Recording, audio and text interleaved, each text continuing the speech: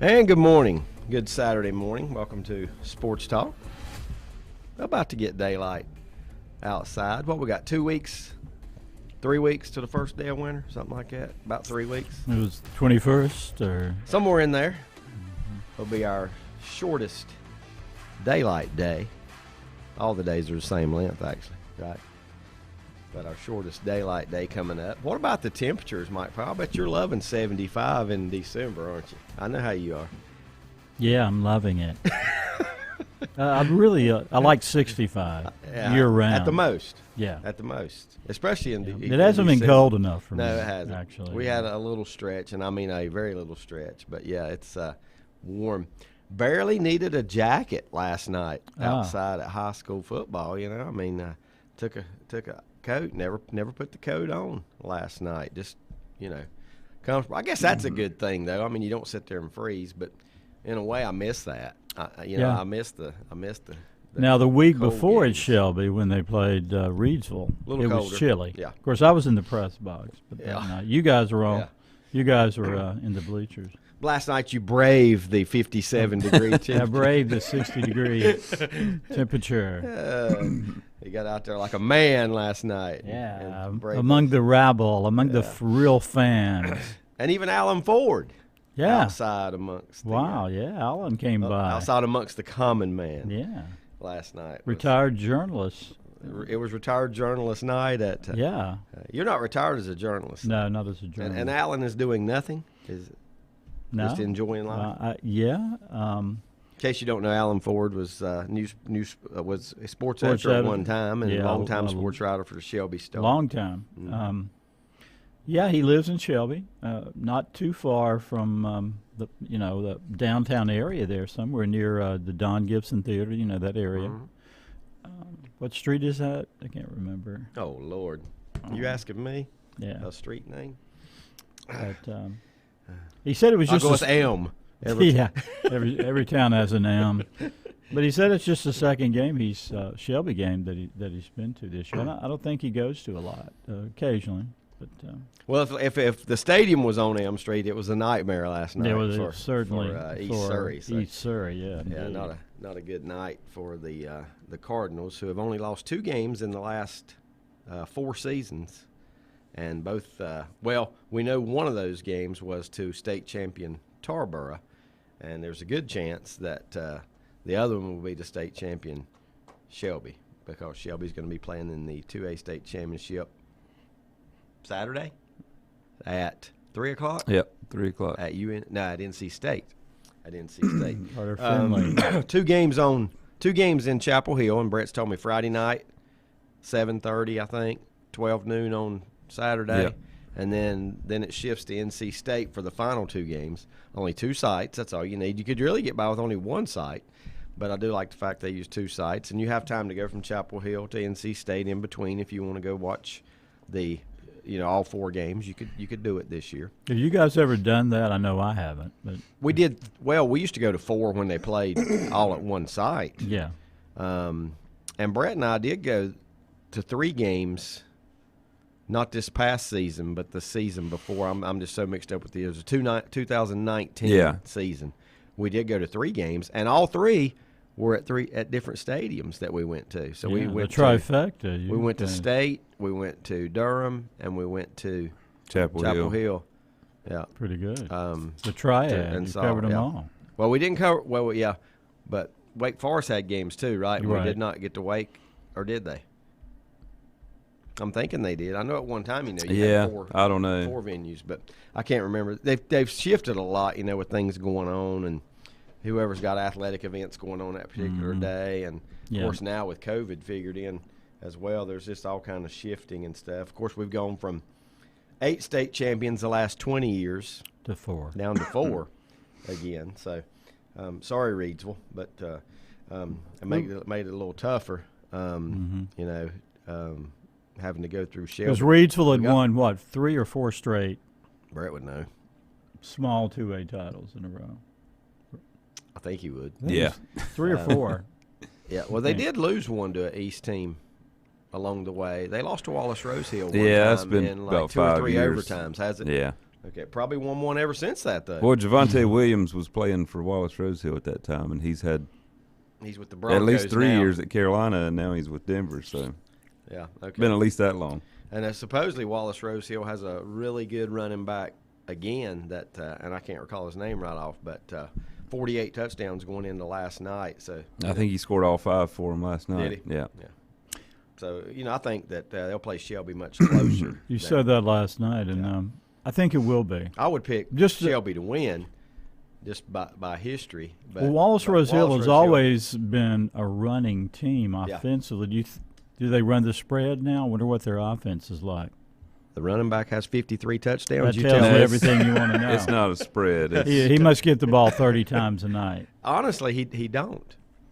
He was just averages 12 yards a carry. He averages 12 point something yards a carry. Mm-hmm. If you look at the top 20, the paper I saw last week had like the top 20 on there. He was number 1, but maybe had the least carries of anybody on there. So it just tells you, he's money when he gets the ball in his hands, it seems like. And I don't recall his name right now, but we'll know it before the end of the show. I'll bet you that. But yeah, just to before we get into college football, we might as well just get into what went on last night.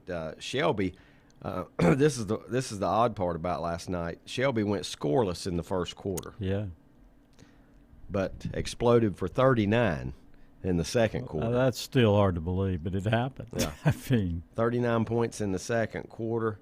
They get a running clock on their first drive of the second half when they made it 45-0.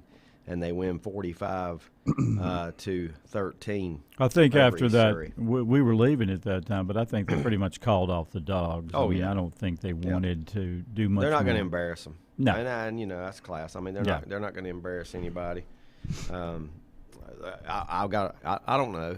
East Service probably embarrassed enough, but yeah. I mean, they were just outmanned. I mean, there's no other way to put it. They were outmanned by Shelby. When they had a huge offensive front, size-wise, but it's just the quickness of that Shelby D-line and those linebackers. Well, at least 3 of the 4 D linemen are going D1. Yeah, that tells you how good they are. The 2 seniors are going to Carolina and Appalachian. Mm-hmm. Yeah. And I don't know which one of the 2 is the best. You're talking about number 9 and number 8. Yeah. Hamrick. Santana Hopper and Malachi Hamrick. Yeah.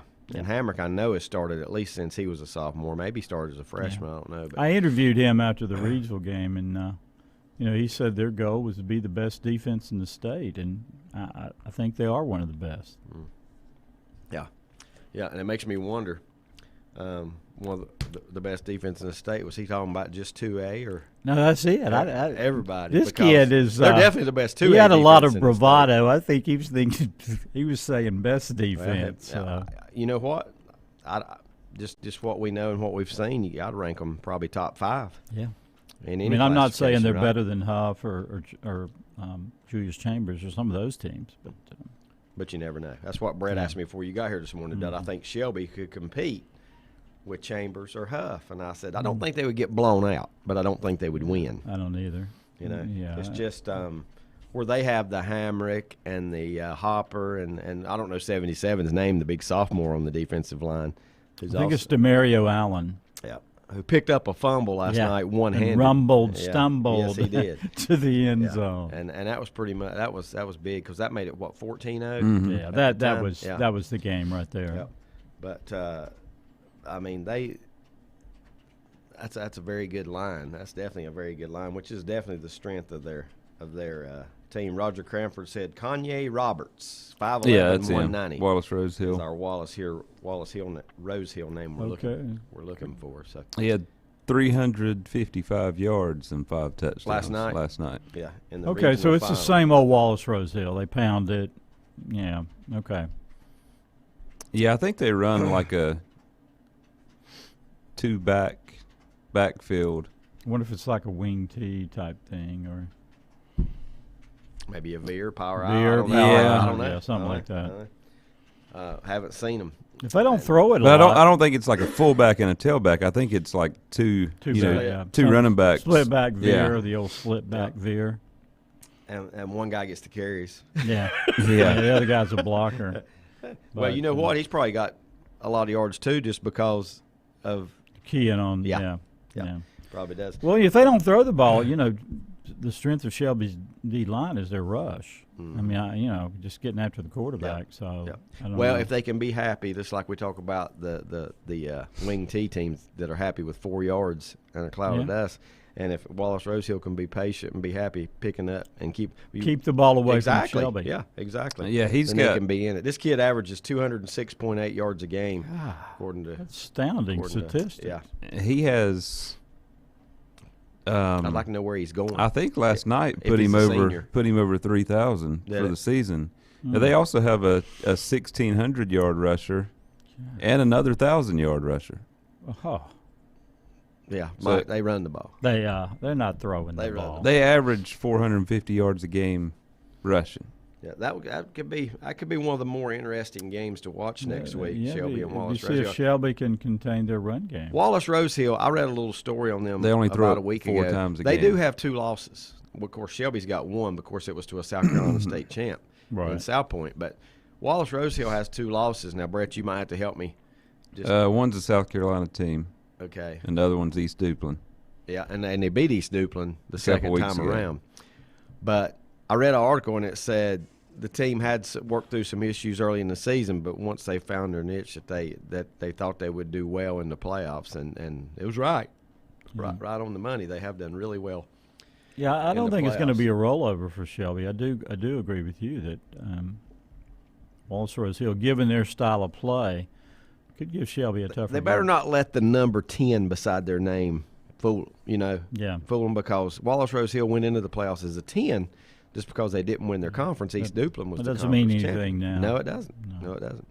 Last night they beat a 13-0 team, Princeton, 34-25, and it was a really good game. We kept up with it all night, and I don't think it ever got more than maybe 10 points, Brett. It was close most of the way. Finishes a 9-point spread, but Wallace Rosehill and Shelby, that's your 2A matchup. In 1A, Tarboro held off Pender. I think it's the first time I remember Pender. I may be wrong, but the first time I just remember their name being in a regional final. But Tarboro was a winner 22-12 in that one. They'll now take on Mitchell County. Mitchell County beat Robbinsville at Mitchell County last night, 34-21, and they really were in control the whole night of that game, right?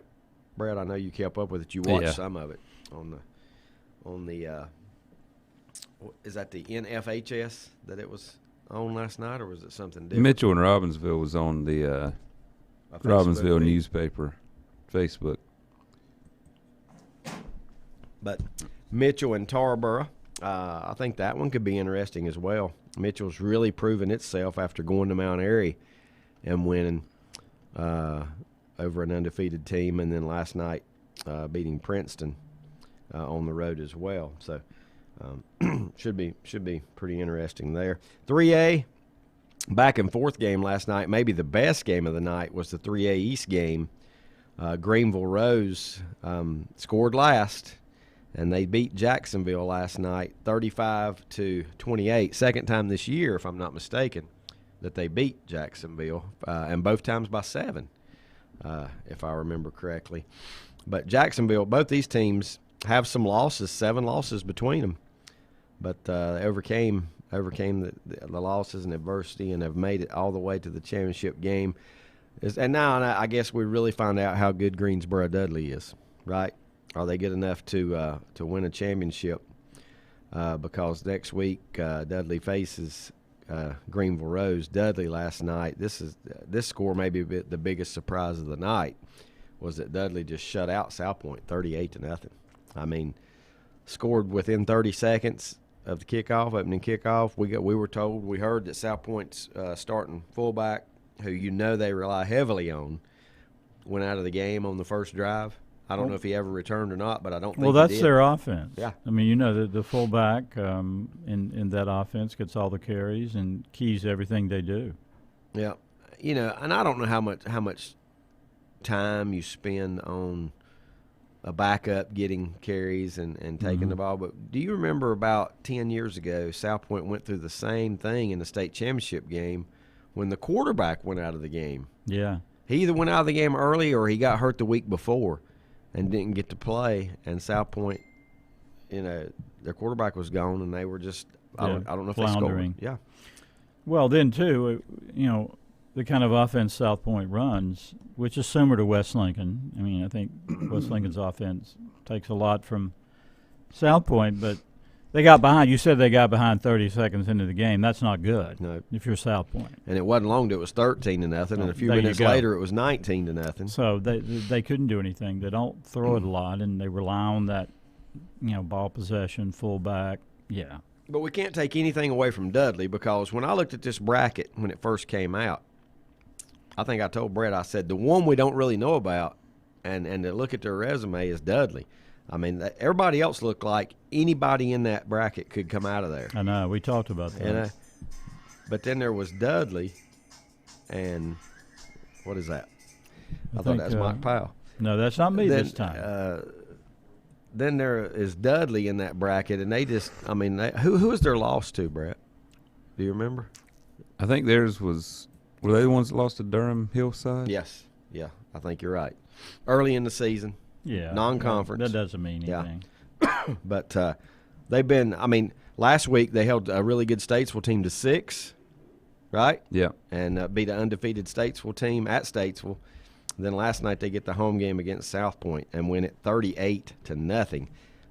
They've only given up 87 points all year in 15 games. Yep. That's a little less than 6 a game. I would take Dudley. I'll just go ahead and tell you, I'll take Dudley to win that game over J.H. Rose, but you never know what you're going to get out of the East because we don't follow it as closely and we don't know as much about those teams. The 4A last night, 2 very competitive games last night. In the East, it was Cardinal Gibbons beating Rollsville 36-28. Rollsville finished the season with 6 losses, 9-6 on the season. And Cardinal Gibbons, 13-2 now on the season, wins that game last night at home. That was the 6th seed and the 20 seed out of the East. And then on the West side, it was Julius Chambers coming from 2 touchdowns down in the second half to beat Huff. Brett, you were watching. I was kind of listening as we drove the rest of the way home. Chambers scored with how much time to tie the game? Or, no, to take the lead. They scored with 1:15 to go to take the lead. Yeah. And then they got a fumble, scoop, and return for a touchdown in the final seconds to make it a 14-point spread. This game had a 28-point turnaround in a short amount of time, in a very short amount of time, because it was 21-14 Huff, and all of a sudden, boom. It was 21-7. 21-7. Yeah, that's what I meant. I'm sorry. A 14-point advantage, and then they lose by 14. So, any prop bets going on in the middle of that game turned sour, didn't they? Yeah, bad beats there, as Scott Van Pelt would say. So what does this mean? This means that next Friday night, I'm going to try to find the Friday game first, at Keenan Stadium, Chapel Hill, 7 o'clock. It is Greenville Rose, the Rampants. What is a rampant, Mike? Rampant. Got me. Not a rampart, because they have red glare. Rampant. Rampants, right? Yes. The Rose Rampants play the Dudley Panthers. That's at Keenan Stadium, Chapel Hill, Friday night, 7 o'clock. Then your first game on Saturday is the 1A championship in Chapel Hill at noon, which will be Tarboro taking on Mitchell. And as Brett told me last night, a lot of purple in the stands for Tarboro and Mitchell. That will be followed by the third game of the day, which will be at NC State, 3 o'clock start for the 2A championship, Wallace, Rose Hill, and Shelby.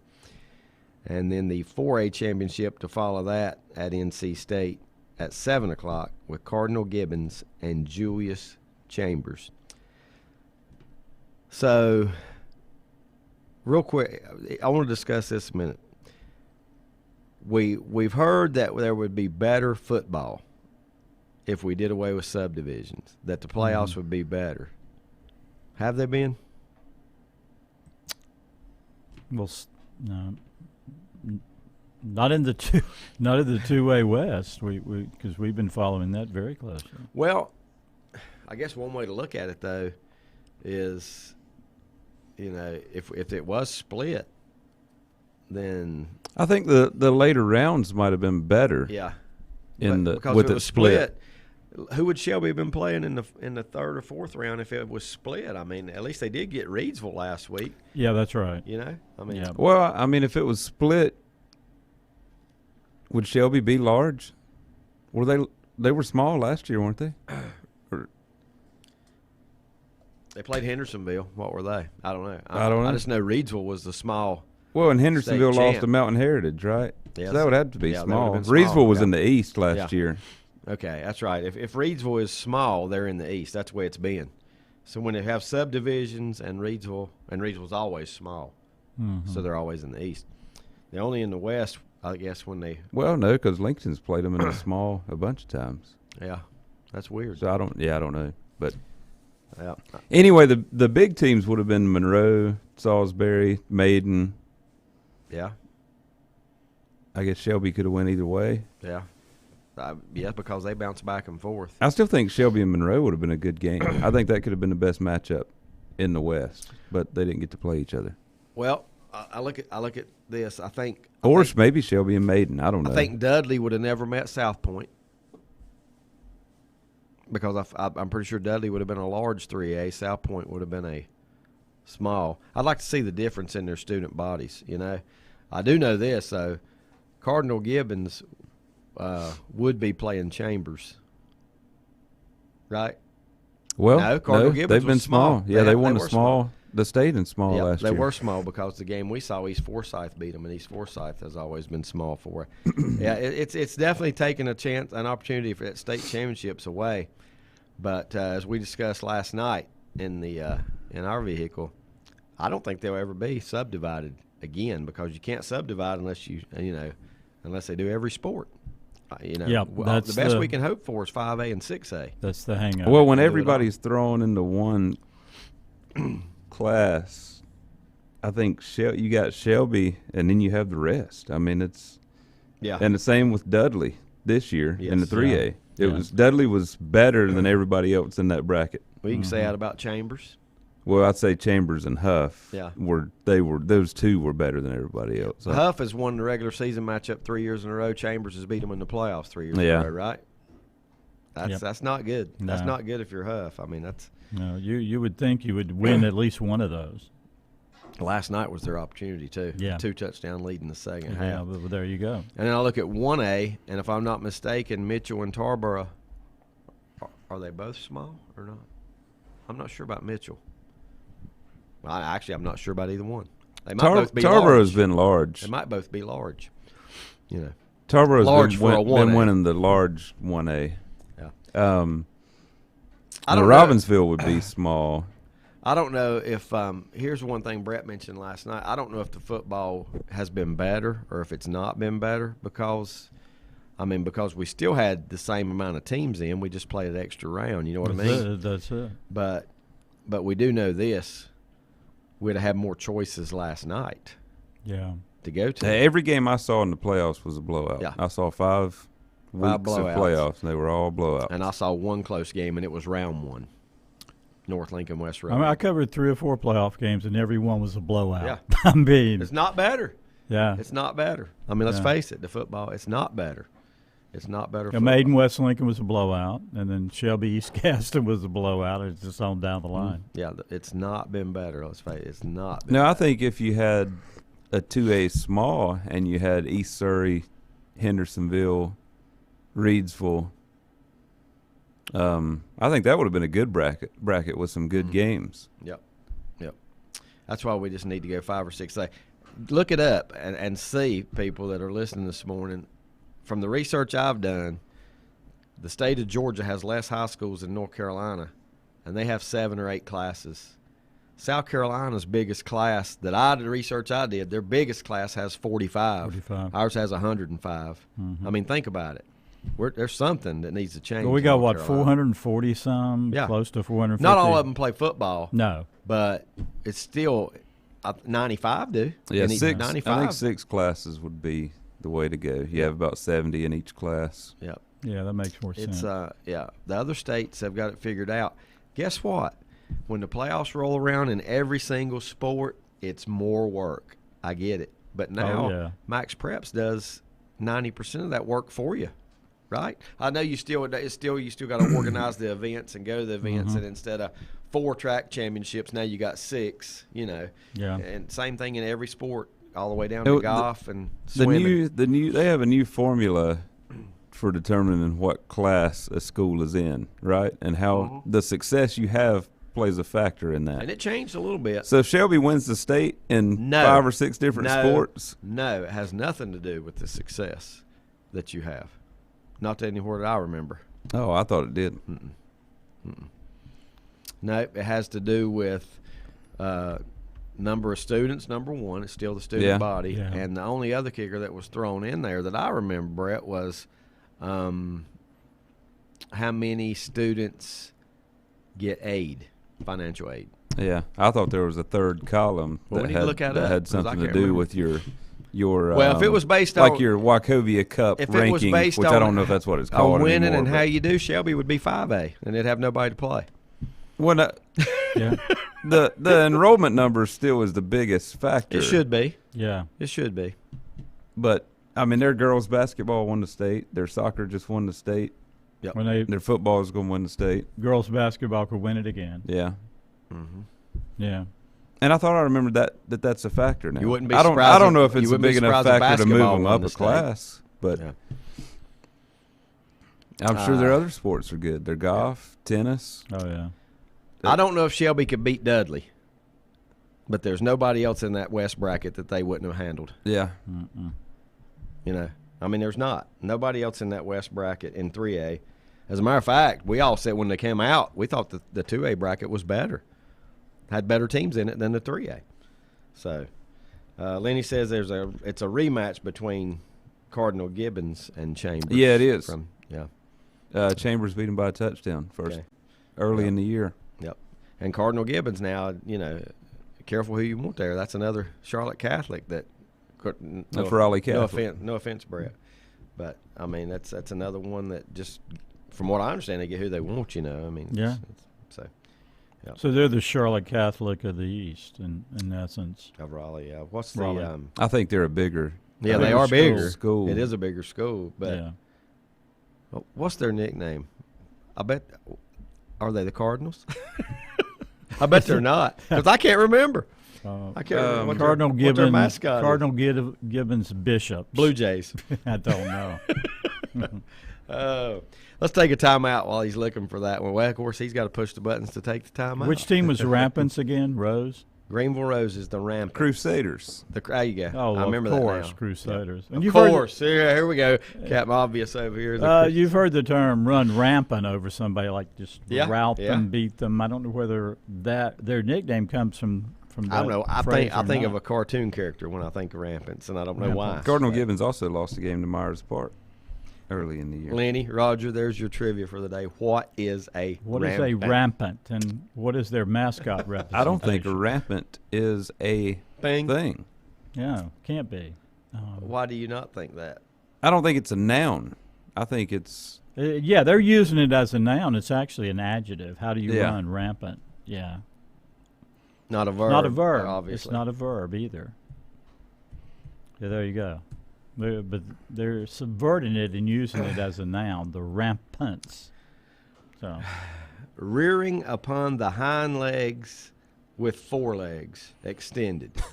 Standing on one hind foot with the I just looked this up here, and it popped up. Definition of rampant. As a noun. Marked by a menacing wildness. That's probably where they're going right there. Yeah, so that's not a noun. Menacing wildness. Like you said, that's an adjective. Yeah. Extravagance or absence of restraint. Yeah. Rampant rumors. Yeah, rampant rumors swirling. I mean, this school wasn't just built. This thing's been around a while. Yeah. J.H. Rowe's been around. That's like if you say they ran rough shot. Rough shot. So you could be the rough shots. Yeah, the rough. That's not a noun. Not a noun either. Yeah. So I guess that's what they're doing. But yeah, roughshod and rampant kind of mean the same thing. Yeah. So ran roughshod over the. Now I don't know about that whole standing on hind legs. I mean, what's their mascot? I don't know what. I don't know what it looks like. So I'm thinking something dog-like. I don't know. A bear-like. So Shelby's name should have been the A-Whippers. Right? So, I mean, that's basically what they do. Most wins all time in North Carolina. Most playoff wins all time in the United States. That is Shelby. So pretty special. It is pretty special. Yep. And looks like they're on their way to their 7th or 8th state title in 9 seasons. Yeah, it's gonna be hard to stop. It's gonna be hard to stop. 7 out of 9. How does this compare? 7 out of 9 that they've been to. They lost one. They lost in the Western Finals to High Brighton, and then they lost to Hendersonville last year. Lost to Hendersonville last year. So they've been the other 7 years in that 9 years. How sad. How does this compare to that run Robbinsville had? Was that in the 90s, early 2000s? Yeah, they won like 8 in a row or so, something like that. And Independence, of course, has won 7 in a row in 4A. Mm-hmm. Yeah, yeah. So the big dogs are still doing it. That's all Independence is really. That's it. Really done. Yeah. Is that stretch? Yep. Yeah. And Robbinsville's been good. They're always good. Yes. Seems like Tommy Knotts might have had something to do with that Independence run. And guess what? He has won. Listen to this, Mike. They have gone. I'm gonna jump on in South Carolina in just a minute. The Silver Foxes play Gaffney today at 5:00 for the South Carolina whatever class state championship. But that's the biggest one, right? 5A. Yeah, it's just called 5A. Okay. Now. All right. So, 62 games without a loss, 62 in a row without a loss. They did tie in a storm-shortened game with Mallard Creek. How many years ago, Brett? Just 2. 2 years ago. Mallard Creek, a North Carolina team, thank goodness, went down there and they played them to a tie, and they didn't get to finish.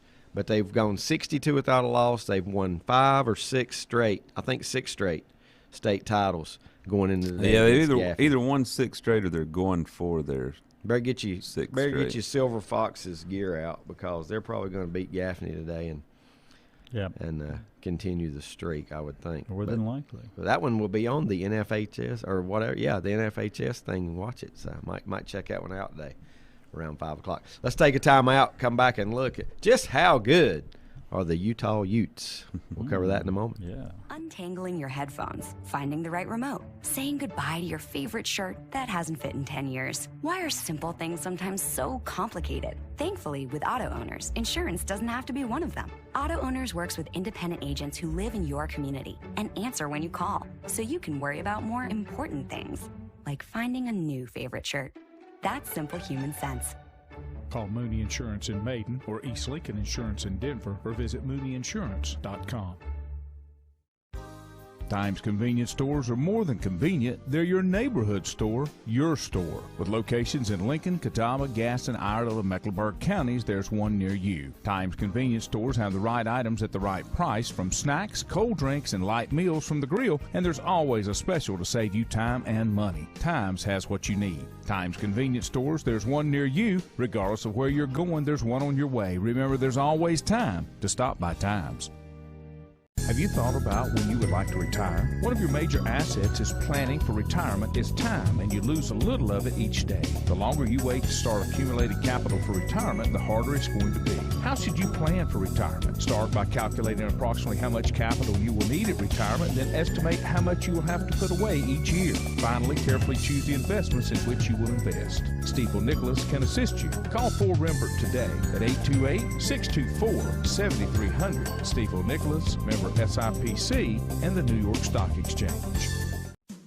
First Federal Savings Bank has been serving Lincoln County since 1940. And as it has been from the beginning, customer service is a priority to First Federal Savings Bank. They want to get to know you by name. First Federal Savings Bank has the convenience, the products, and the services that the larger banks have, but with hometown people that you see throughout your community. Stop in and visit one of their 4 convenient locations and see what First Federal Savings Bank has to offer you. Member FDIC, an equal housing lender. Whether it's a sit-down meal or a call-in for the drive-thru, Brookwood Cafe and Catering is the answer. A variety of meats, vegetables, and desserts cooked daily, or a hot sandwich from the grill, they have what you're looking for to satisfy your taste buds. If you need catering from 5 to 500, Brookwood has you covered as well. Stop by Brookwood Cafe and Catering at 202 Providence Mill Road in Maiden. Don't forget breakfast daily till 11 a.m. Open Tuesday 6 a.m. to 2 p.m., Wednesday through Saturday 6 a.m. till 8 p.m., and Sunday from 7 a.m. to 3 p.m. Call 828-428-8944 to place your order today. Covenant Church began as a vision of just over 100 people in 1984. Since then, Covenant Church has grown and currently located at 2168 Gastonia Highway in Lincoln. The Sunday schedule includes early morning worship at 8:30, Sunday school at 9:45, and morning worship at 10:45. Their ministries extend beyond Sunday. Visit their website at www.covenantchurch.church to see all they have to offer, and better yet, stop by and see for yourself. Covenant Church may be just what you're looking for a new church home. If you ask around, you'll find Burke Mortuary has a reputation for excellence and commitment to value. They've built a reputation of trust for more than 35 years. Burke Mortuary is proud to offer personal attention, meaningful tributes, and the area's most affordable prices. They're also proud to offer you beautiful, state-of-the-art facilities. It's the perfect place to honor your loved one. So when choosing a funeral home, the choice is easy. Choose Burke Mortuary with locations in Maiden and Newton. In the best of times, no one is more deserving of every opportunity, encouragement, and support than the youth in our communities. Parents, teachers, coaches, and sponsors struggle to stretch their budgets to continue help. Communities need a team effort. Times Oil Corporation, a longtime member of the community, established the Times Educational Alliance Mission, or Team Foundation. Since 2011, over $125,000 in grants have been donated in the community. Times Oil and the Team Foundation are proud to be community partners.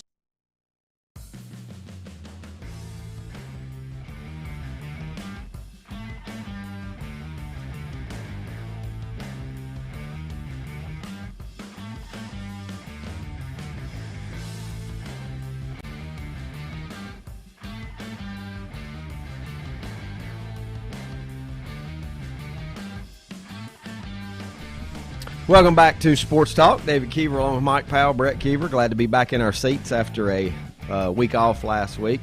Thanks to the concerned folks that sent me some texts, and then thanks to the ones that said we suck for not being on. Hey, whatever, publicity's publicity, right? Good or bad? Good or bad, yeah. Well, if you it's good to know a few people missed today. us. There are people saying we suck because we are on. So. Yeah, we got that faction too going. Yep. So we make some people happy every week, on or off, right? Make the folks that don't like us happy last week. So yeah, we got you today though. We got you today. Man, big night last night. High school football. Congratulations to those teams advancing state championship. Here's one thing that. It does bother me about high school sports, though, okay? And I'm just going to throw this out there real fast, and then we are going to move on to college. But I'm just going to say this, and you guys should know exactly what I'm talking about. Julius Chambers, Shelby, Tarboro, where am I going with this? Same old. Same old. And I do not see any changing in the near future. No. You know what I mean? The powerful stay powerful. They may be a year where they don't go, just like we saw with Shelby, but it was 1 year hiatus and they're back. Bounce right back. Yeah. And I mean, it's just the same teams. And basketball goes through the same thing. Basketball's going through the exact same thing. Brett, you keep up with the basketball a little closer than I do, but Farmville Central right now has a run going that, what will it take to up in them? Kinston we saw for years, with the run. And who are the 4As that we see, 3A and 4A teams? I think 4A's a little balanced. Yeah. I wish I had it right in front of me so we could look at the past state champions and just see. And I think this, too. I think how many games do you think the East will win next week? Let's look at it that way. For how many games do you – I would pick one, and Tarboro. Yeah. But I think that'll be close. Yeah, Mitchell County has been really, really, really strong. So you think – I would not be shocked by West sweep.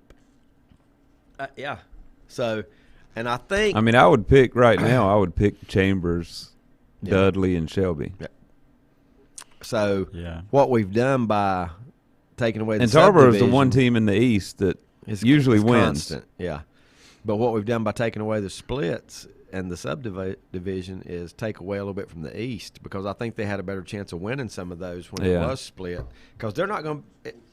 Now I think Greenville Rose going to beat the best team that we have out of the West. Could beat Dudley, and I wouldn't be surprised by that. I don't know how good they are.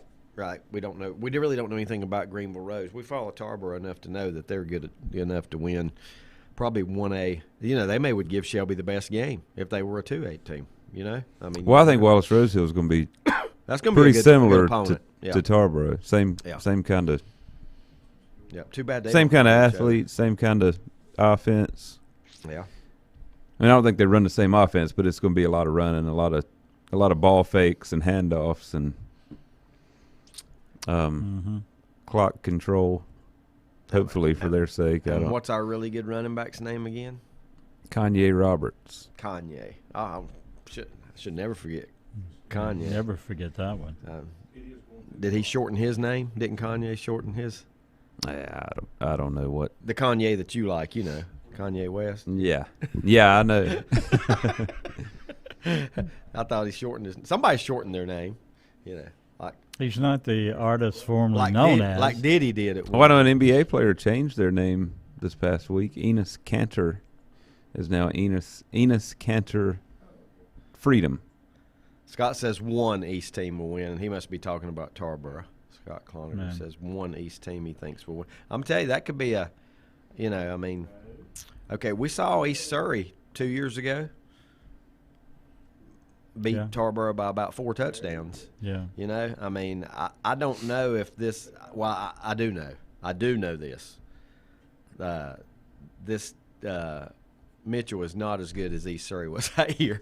I can tell you that for a fact. No, and they're not going to throw the ball like East Surrey. Mitchell's going to run the ball. 7 D1s on a 1A team. So, Yeah. Well, now, okay. I think they could play with Tarboro. I'm not saying they'll win. I would pick Tarboro too. Yeah. But, I think they can have a chance. Okay, the quarterback that started last night for East Surrey, was he a younger brother of the quarterback of 2 years ago? Okay. Jefferson Boaz and Folger. Or if you followed Joe Hughes' tweet last night, Goffer. Because it spell checked it. He put Folger and it put Goffer. He probably wished he was on a golf course last night. Yeah. It'd been much anywhere easier. But facing up that Shelby pass rush. Yeah. One thing about it, he spent the entire night in a trap. That's for sure. Did he not? Not a sand trap either. And he's committed to Carolina for baseball. Is he?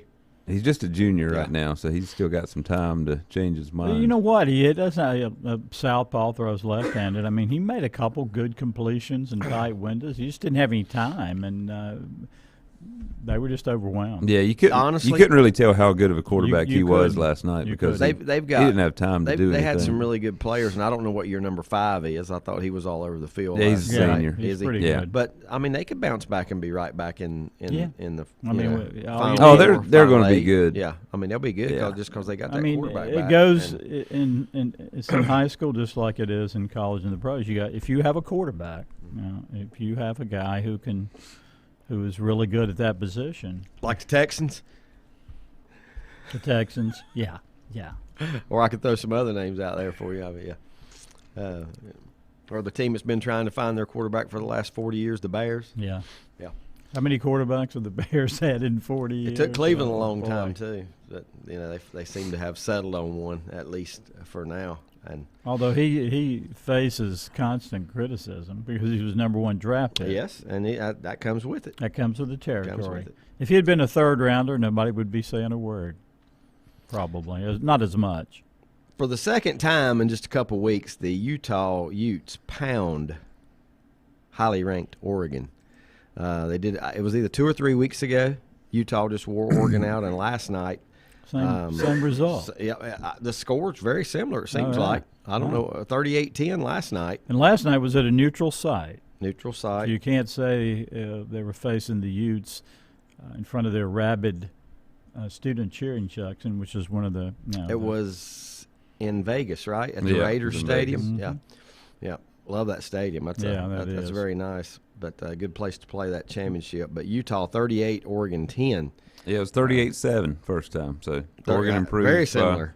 3 points. Yeah. And that's hard to believe. Yeah. And here's the outrageous thing. I was just listening to ESPN on the way up here, and Oregon is prepared to offer Mario Cristobal, the coach, a lot more money, and now Miami's interested, allegedly, in Mario Cristobal. I like the guy too, and I thought he was really an up-and-coming, outstanding coach. But I mean, they've just slipped a little bit this year. Yeah. But what we did learn by this win last night, though, is that Utah is 50 points better than Ohio State. Yeah, if you use logic. Yeah. Because Oregon pounded Ohio State in the horseshoe early in the year. Well, they may get a chance to play if that's. Couldn't that be the Rose Bowl matchup? It's going to be Utah and Ohio State. Well, I'm joking because they're not 50 points better. They're not better than Ohio State. That could be a really good game. One thing about Oregon, though, I did hear the running back that just was so good against Ohio State early. He's been hurt, and he didn't play last night. I don't know how much of a factor that could have been, but 38-10, getting the same result as you did 3 weeks ago or 2 weeks ago, it says something about both teams. Utah's really come on strong, and Oregon has just not played well. Yep. And I don't know what time this one was on last night, but this one was a very competitive game score-wise. But, you know, it takes – I guess if I would have sat down and watched UTSA, I'm guessing Texas San Antonio, the Roadrunners, and Western Kentucky – you know, it's a game something's got to happen early if I'm going to watch that game and stay in tune. But 49-41, I mean, that would be worth your time, I think, watching. Mm-hmm. And I don't even know which team this guy's on. Zap or Zappy threw for 577 yards in this in this game last night. There's something there worth watching, right? I mean, what's that? 90 points in the contest, only decided by 8. You know, one possession game. But I said Western Kentucky, but it was San Antonio that actually won the game, 49-41. What conference is that? That was obviously a conference championship game. I thought you were going to tell me that. I was counting on you. Oh well, to throw that at me. So you've got Western. How far? I guess that wouldn't Conference be that far. USA. Western Kentucky to San Antonio wouldn't be what, maybe 1,000 air miles, maybe I don't know.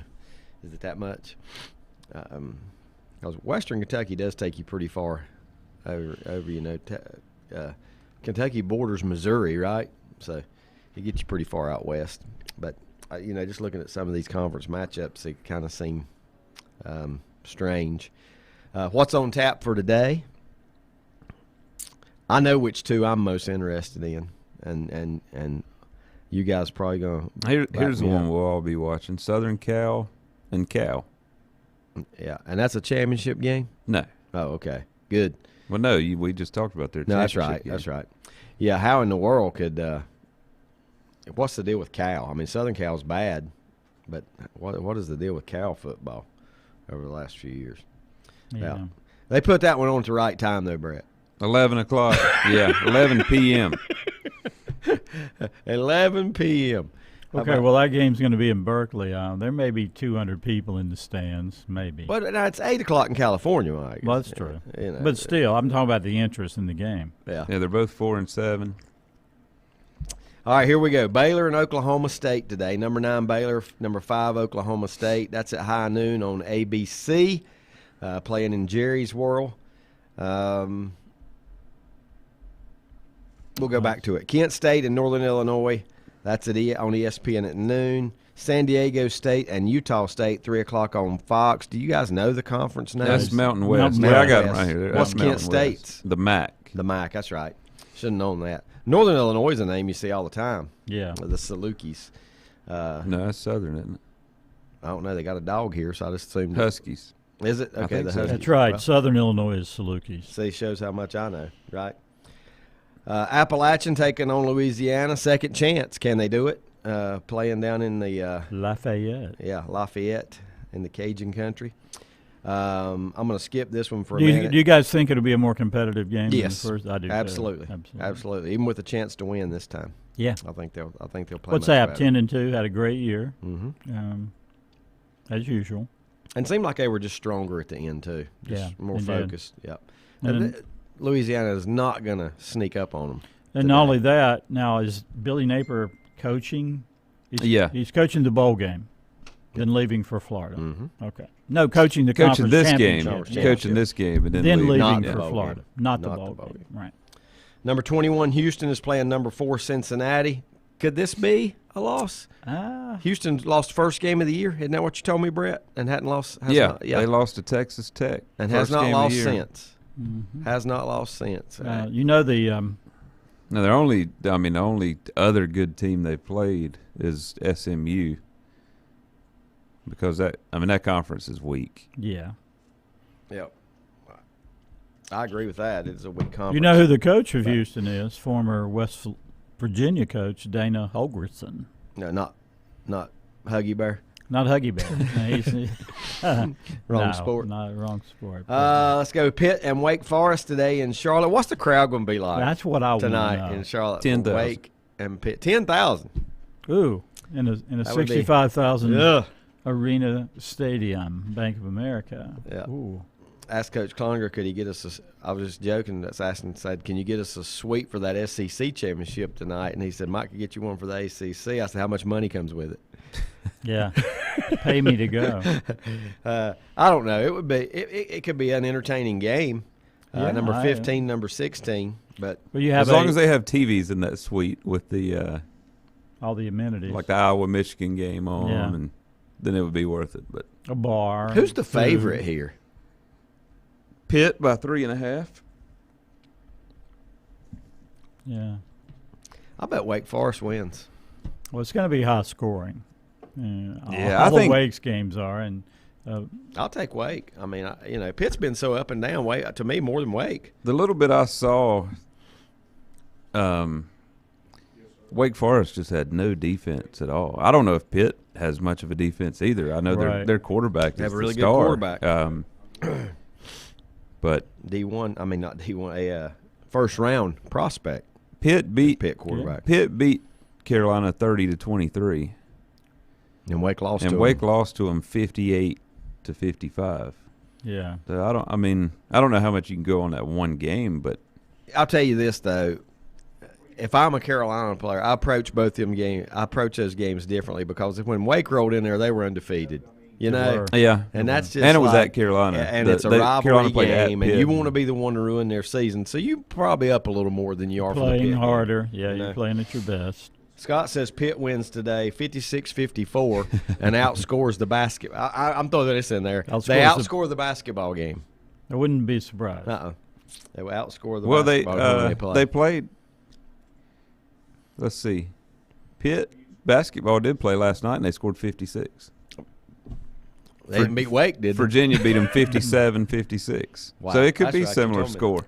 Yeah. Could be I'll bet that was fun to watch, a Virginia game in which the score was 57-56. Lavelle Hall will get you for cracking on his Cavaliers. Oh, he's a Cavalier guy. Yeah.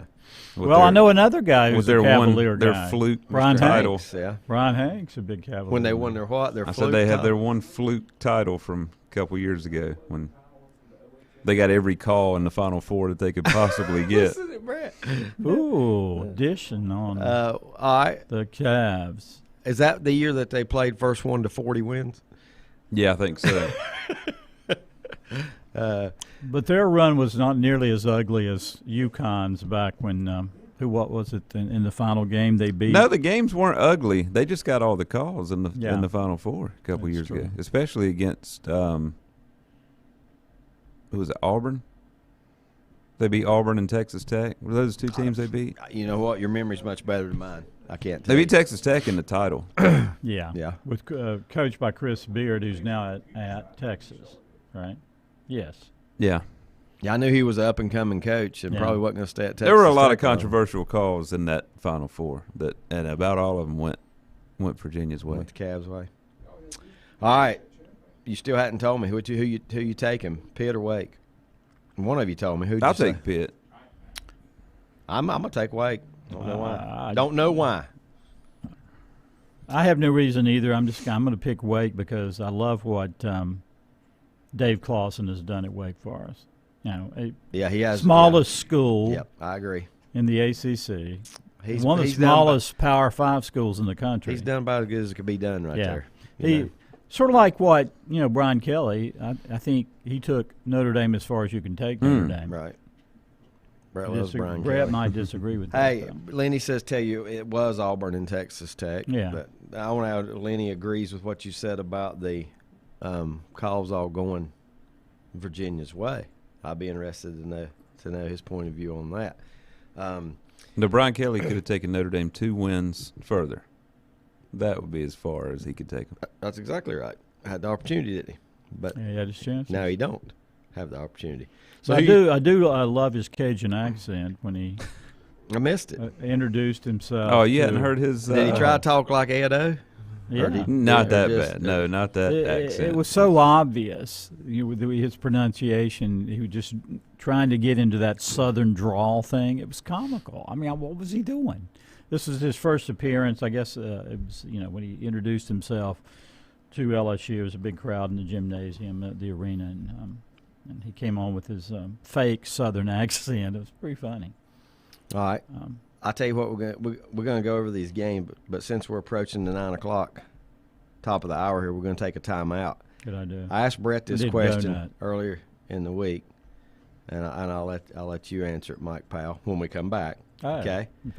The biggest winner this past week in college football, was it Oklahoma State? Was it Michigan? Was it LSU? Or was it Southern Cal? Back in a moment. Yeah, good one. Untangling your headphones, finding the right remote, saying goodbye to your favorite shirt that hasn't fit in 10 years. Why are simple things sometimes so complicated? Thankfully, with auto owners, insurance doesn't have to be one of them. Auto Owners works with independent agents who live in your community and answer when you call, so you can worry about more important things, like finding a new favorite shirt. That's simple human sense. Call Mooney Insurance in Maiden or East Lincoln Insurance in Denver or visit MooneyInsurance.com. Times convenience stores are more than convenient. They're your neighborhood store, your store. With locations in Lincoln, Catawba, Gaston, Iredell, and Mecklenburg counties, there's one near you. Times convenience stores have the right items at the right price, from snacks, cold drinks, and light meals from the grill, and there's always a special to save you time and money. Times has what you need. Times convenience stores, there's one near you. Regardless of where you're going, there's one on your way. Remember, there's always time to stop by Times. Have you thought about when you would like to retire? One of your major assets is planning for retirement is time, and you lose a little of it each day. The longer you wait to start accumulating capital for retirement, the harder it's going to be. How should you plan for retirement? Start by calculating approximately how much capital you will need at retirement, then estimate how much you will have to put away each year. Finally, carefully choose the investments in which you will invest. Stifel Nicholas can assist you. Call Ford Rembert today at 828-624-7300. Stifel Nicholas, member SIPC, and the New York Stock Exchange. First Federal Savings Bank has been serving Lincoln County since 1940. And as it has been from the beginning, customer service is a priority to First Federal Savings Bank. They want to get to know you by name. First Federal Savings Bank has the convenience, the products, and the services that the larger banks have, but with hometown people that you see throughout your community. Stop in and visit one of their 4 convenient locations and see what First Federal Savings Bank has to offer you. Member FDIC, an equal housing lender. Whether it's a sit-down meal or a call-in for the drive-thru, Brookwood Cafe and Catering is the answer. A variety of meats, vegetables, and desserts cooked daily, or a hot sandwich from the grill, they have what you're looking for to satisfy your taste buds. If you need catering from 5 to 500, Brookwood has you covered as well. Stop by Brookwood Cafe and Catering at 202 Providence Mill Road in Maiden. Don't forget breakfast daily till 11 a.m. Open Tuesday 6 a.m. to 2 p.m., Wednesday through Saturday 6 a.m. till 8 p.m., and Sunday from 7 a.m. to 3 p.m. Call 828-428-8944 to place your order today. Covenant Church began as a vision of just over 100 people in 1984. Since then, Covenant Church has grown and currently located at 2168 Gastonia Highway in Lincoln. The Sunday schedule includes early morning worship at 8:30, Sunday school at 9:45, and morning worship at 10:45. Their ministries extend beyond Sunday. Visit their website at www.covenantchurch.church to see all they have to offer, and better yet, stop by and see for yourself. Covenant Church may be just what you're looking for a new church home. If you ask around, you'll find Burke Mortuary has a reputation for excellence and commitment to value. They've built a reputation of trust for more than 35 years. Burke Mortuary is proud to offer personal attention, meaningful tributes, and the area's most affordable prices. They're also proud to offer you beautiful, state-of-the-art facilities. It's the perfect place to honor your loved one. So when choosing a funeral home, the choice is easy. Choose Burke Mortuary with locations in Maiden and Newton. In the best of times, no one is more deserving of every opportunity, encouragement, and support than the youth in our communities. Parents, teachers, coaches, and sponsors struggle to stretch their budgets to continue help. Communities need a team effort. Times Oil Corporation, a longtime member of the community, established the Times Educational Alliance Mission, or Team Foundation. Since 2011, over $125,000 in grants have been donated in the community. Times Oil and the Team Foundation are proud to be community partners.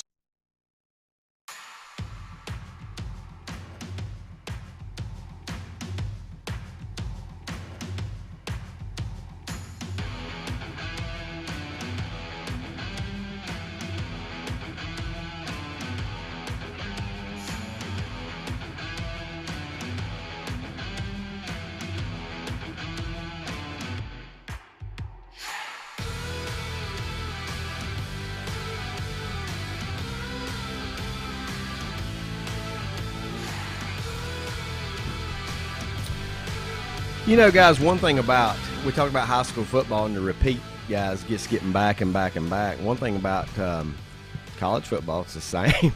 Yeah. I mean, it seems like it's the same. You know, what's the chances when it's all said and done that, you know, Georgia's going to be going again most likely for I don't know how many appearances. And, you know, there's a chance Alabama's in there again for the 100th time. And well, now, yeah, there are a few teams that'll be missing this year, though. Clemson, and Ohio State, and Oklahoma, but, you know, three regulars. But the chances of them, either one of them missing more than 2 years, are slim. You know, yeah, I mean their program's going to be right back. Both of Ohio State and Clemson, they'll bounce back. I would don't say count on Oklahoma bouncing back. Oklahoma, I wonder about. Well, at least for the next they lost. year They didn't just two. lose a coach; they lost 5 players, didn't they? 5 players since the coach have transferred to Southern Cal. You're talking about flip-flopping commits, yeah, including the 5-star quarterback, and then not just flip-flopping commits, but hadn't there been a couple said they were transferring? Of course, Spencer Rattler and 2 receivers, So they're in Spencer Rattler was no surprise anyway. He was going anyway. Yeah. Where's he going? He better not be going to Southern Cal because that's the same coach that he benched him. He hadn't said. I don't know if I'd want to go with the coach that took me out. Yeah. No, he wouldn't. And then you never. They don't want him anyway. So Lenny said that East Surrey eliminated Cherville in baseball last year. The team. True. Something about Boaz and Gosnell here. Half the team was either a Boaz or a Gosnell. Yeah, I get it now on that East Surrey. Does team. Lenny remember what round that was? I think it was the 3rd round that East Surrey eliminated Cherryville. Could be wrong. Mike stretched it. All right, who was the big winner last week? Was it Michigan? And here's the points here. Was it Michigan because they finally got over the hump and beat Ohio State? Had a tremendous day running the football against Ohio State, over 300 yards as a team. Was it Oklahoma State because they beat Mike's Sooners? It wasn't a pretty game, but you know what? That's what Oklahoma State had to have to win that game. It wasn't going to be pretty if they were the winner, but they did. And Brett made a good point. Not only did Oklahoma State win that game, but they're also a winner because they ran the coach off of their biggest rival, who's gone and got to be replaced. So that helps them in the long run. In some ways, they were the biggest one. They may be because they had 2 Big wins. And if this is the launch pad for them to get into the college football playoff, they'll be huge winners. Was it if things happen? Was it LSU because they have hired Brian Kelly, or was it Southern Cal because they have hired Riley? What's wrong with Lincoln me? Riley? Lincoln Riley. Yeah. Well, my answer I can't remember Lincoln. That's pretty bad. I was thinking more long term, and my answer was Southern Cal. Yeah. Obviously, I think the biggest winner short term was Michigan. I mean, that was the biggest win their programs had in I'll agree with that. 20 years, probably. Given Ohio State's Couldn't get over the domination of that rivalry. Forever and ever just couldn't get over the hump. But Michigan needs to finish business today against Iowa. If they lose to Iowa, then they beat Ohio State. Yeah, if they lose today, then that win didn't mean all that much. I'm not so sure. I would say LSU was the biggest winner, and Brett's really getting ready to hate me. But maybe Brian Kelly will be the biggest winner out of all this because financially, I think he was. Right, the check that he's getting. Oh, yeah. And Booger McFarland on Monday Night Football or Monday Night Countdown made one of the best points I never even thought about when he said the only thing missing from Kelly's resume is a national title. Yep. And the last 3 LSU coaches have won them. But see, I think that puts a lot of pressure on him. Well, they've had 3 different coaches that 3 have won different one. coaches that won one. In that, 10 years, maybe? How would you rate the coaching And for them, acumen of Kelly compared to Orgeron and then even Les Miles before him? I'm not saying Saban, who won a national title at LSU. He's in a class by himself. But Orgeron Look had at this. What a man. Thank you. Orgeron had he had one of the best college rosters you could ever assemble the year he won it. He did. I don't think Orgeron's a great coach. It was a tremendous. It's an NFL roster. I thought Les Miles was a really good coach. Yeah. But they never had But they never had great offenses. You got to admit, Brian Kelly, they're going to have a great offense. He is a great coach.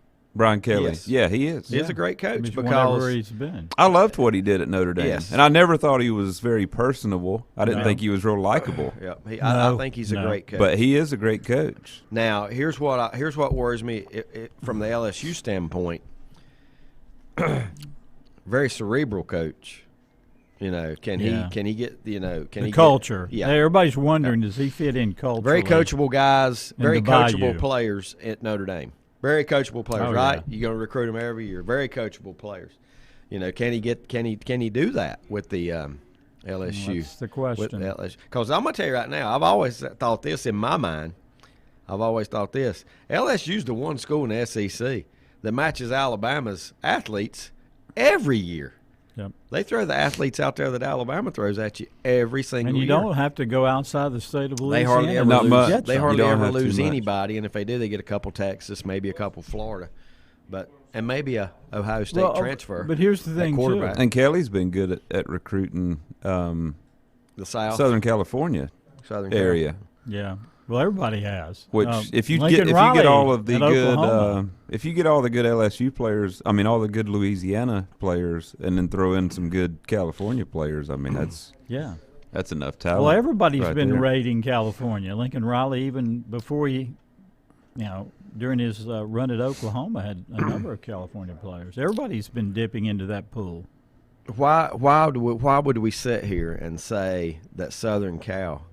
I'm not saying anybody said they are. Why would we say Southern Cal's the biggest winner out of this? Is there a reason? Well, that is who I said. I said long He's thinking term long they are. term, and it's possible. Because they've been searching since Pete Carroll left, and I think this is the guy. That rock How many star points coach. a game has Oklahoma give up since Riley's been there on defense? What would you say? What would you guess? In the 30s? 30, maybe. You okay with that? Yeah. You got to outscore everybody? And not only that, he rated. I mean, he's taken like 3 or 4 assistants with him, including the defensive coordinator at Oklahoma, Alex Grinch. I think I'd have found me another one. He was going with the same guy he had at Oklahoma. Now, this year their defense has been better. Yeah. This year their defense has been better. Their defense was good last year. So Okay. Alex Grinch, who came from Ohio State, he was DC there. he kind of changed the culture a little bit on defense at Oklahoma, and now he's going to Southern Cal. I think that's a good combination. Long term, I have to agree with Brett that the opportunity is there to turn it around for Southern Cal. And Southern Cal should win no matter who's coaching. Yeah. But when you get a good guy like that in place, I mean, they should really just explode. But I got to see. There's a couple reasons I would say that they were the bigger winner over LSU, just between those two. Lincoln Riley's a lot younger than Brian Kelly. That's right, 38 years old. Scott said what's going to help LSU is when Saban retires in less than 5 years. And I don't think it's going to help every coach in the SEC when Saban retires. I don't think LSU had to find a great coach. No, a great X's and O's coach. I don't either. They're just athletic. Yeah. I mean, they're going to put. But they have a good X's and O's coach now in Kelly. Yeah. Orgeron wasn't a great coach, no. But they had so much talent they won it anyway. He also had really good assistants. He really had really good coordinators. Yeah. He had Joe Brady, and he also had Dave Aranda, who's now the coach at Baylor and has done a really good job at Baylor. If I ever want to get in the coaching world, I would just say, let me be the defensive coordinator at LSU. Yeah. Because you're just going to have speed and size and power and I mean they crank them out. They crank them out on the defensive side especially. But yeah, I think all four teams that we mentioned won. There were big winners. All four teams that we mentioned. And here's the thing: I think Riley knows that had he stayed at Oklahoma, he's going to be running that SEC gauntlet. And if he goes to Southern Cal and dominates the Pac-10, that's going to be his easiest route to get to the college football playoff, right? I mean, there's no question about it. Wouldn't you think your chances of getting there in the Pac-12 if you dominate it are better than being a 3-loss team in the SEC? Particularly if you're in the SEC. Well, number one, you've got the name. I mean, you got the brand. You know, if you're Southern Cal and you win your conference, you're going to the You're going to the. If you go 12-0, all he's got to do is get them to where Oklahoma was the last. How long was he there? 5 years. 5 years. Yep. Bring Stoops back. If they're as good as he was at Oklahoma, then he'll be in the playoff. Yeah. 60% of the time. Mm-hmm. Yep. I think he realizes that. Because I mean that conference is a little bit weaker than the Big 12 has been. Yeah. Yeah, I just think if a conference championship in Southern Cal, unless you have 3 losses, pretty much get you in the big dance. I would think, especially if we can ever agree on expansion, and it's coming. I mean, I really thought that UCLA would become a better player in the Pac-12 hierarchy than they have with Chip Kelly.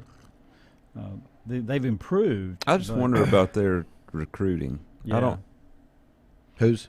UCLA's recruiting. Yeah. I think Chip Kelly is a really good offensive coach. Yeah, one time he was considered the best offensive mind in college football. I just don't think they have the players that he had when he was at Oregon. No. And I just don't think he stayed in the NFL long enough. He just needed to stick around if he wanted to be successful. Most time it don't happen overnight for young coaches. Well, he was a big splash his first year with the Eagles, and then things kind of went downhill. Right? You know what? That hurt you. Who was the coach we talked about the other day, Brett, that started 3-0, and then Matt Rule, Carolina. Yeah, that was us talking last night. He started the season 3-0, so everything else is just major disappointment. Yeah, so he was the hottest name in the NFL for. You get hopes up, and then it comes to a crashing halt. So, with all that said, just looking at some of these championship games today, Baylor or Oklahoma State. Oh, that's going to be playing in Arlington. It's going to be one of those. What's the old phrase? Slobber knockers. I mean, there go those. Games, I can see that as like a 24-21 game. I'll go with Baylor because Oklahoma State's coming off the big emotional win last night over Mike Sooners, and it's going to be hard to do that 2 weeks in a row. And Baylor is just like playing freestyle. They got nothing to lose. Can go out there and relax and play, and that's going to be they're going to be a hard team to beat. Both teams are good defensively, which is unusual in the Big 12. Neither team really lights it up that much on offense. So I kind of agree with Brad. I don't think it's going to be like a 45-40 game. I think it's going to be in the 20s. So bet the over. Oklahoma State did win the first matchup. Yeah, 24-14. Yeah, that was back October the 2nd. So was it a home or road game? It was at Oklahoma State. Yeah, that helps a this little will bit, be in too. Jerry's world, so not far from Waco. 6.5 point from Waco. That's right. Spread. Oklahoma State. What's that? About 100 miles from Waco. I don't even know if it's that much from Dallas. I don't even know if it's that much, but of course I should know after guessing with Brett last night. What two towns are we talking about? How far is it from Greenville, North Carolina, and Jacksonville, North Carolina? You know how far they are apart? I don't know. I told him, I said, probably about 75 miles, and he looked it up. 75 miles. Wow. How lucky guess. But, yeah, this one, I don't know. Somebody can tell us how far Waco is from Dallas. Both of them in North Texas, you know. So I bet it's not over 100 miles. Yeah, it's probably not. It's probably not. A couple comments from Lenny before we move on. He said, just because sometimes you're just destined to win. He's talking about Virginia and their championship basketball a couple years ago. Virginia should have lost in the regional final to Purdue, surviving on a something. Let's see. 95 miles. Turnaround. Baylor to Waco. Hey, I mean, less than 100. Baylor to Dallas. That's from the university. Breakfast, but it might be a little late. I got to run cheer. Okay, so I'll see you there. Yeah, we'll go, I think. Yeah, I'm good. I just might be a little bit late.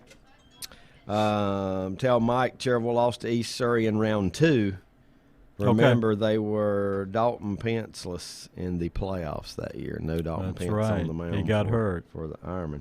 Roger said 94 miles, so you better check your check your odometer over there. Less than 100. So,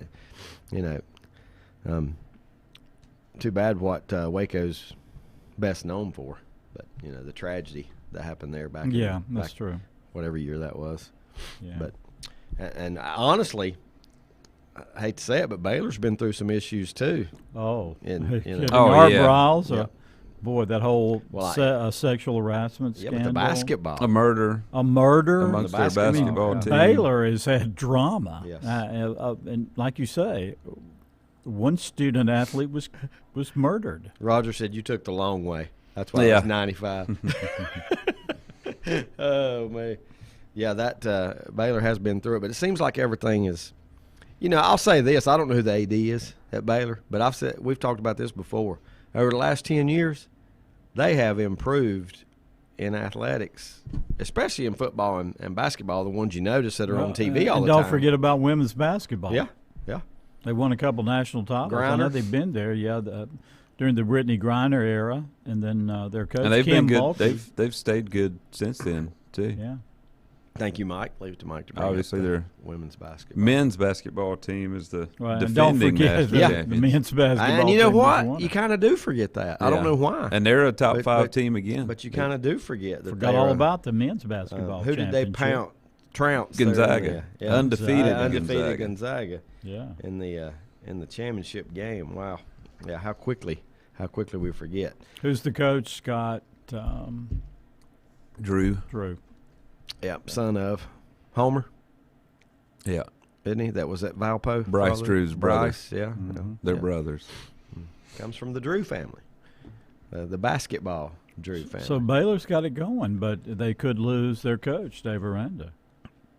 I still think Baylor today kind of in a no-lose situation. I mean, they're the they are. They're the underdog in this game, but I think they could pull off a win. But well, could they get in if they win? I was going to say, is there any way that Baylor could get into the Final Four?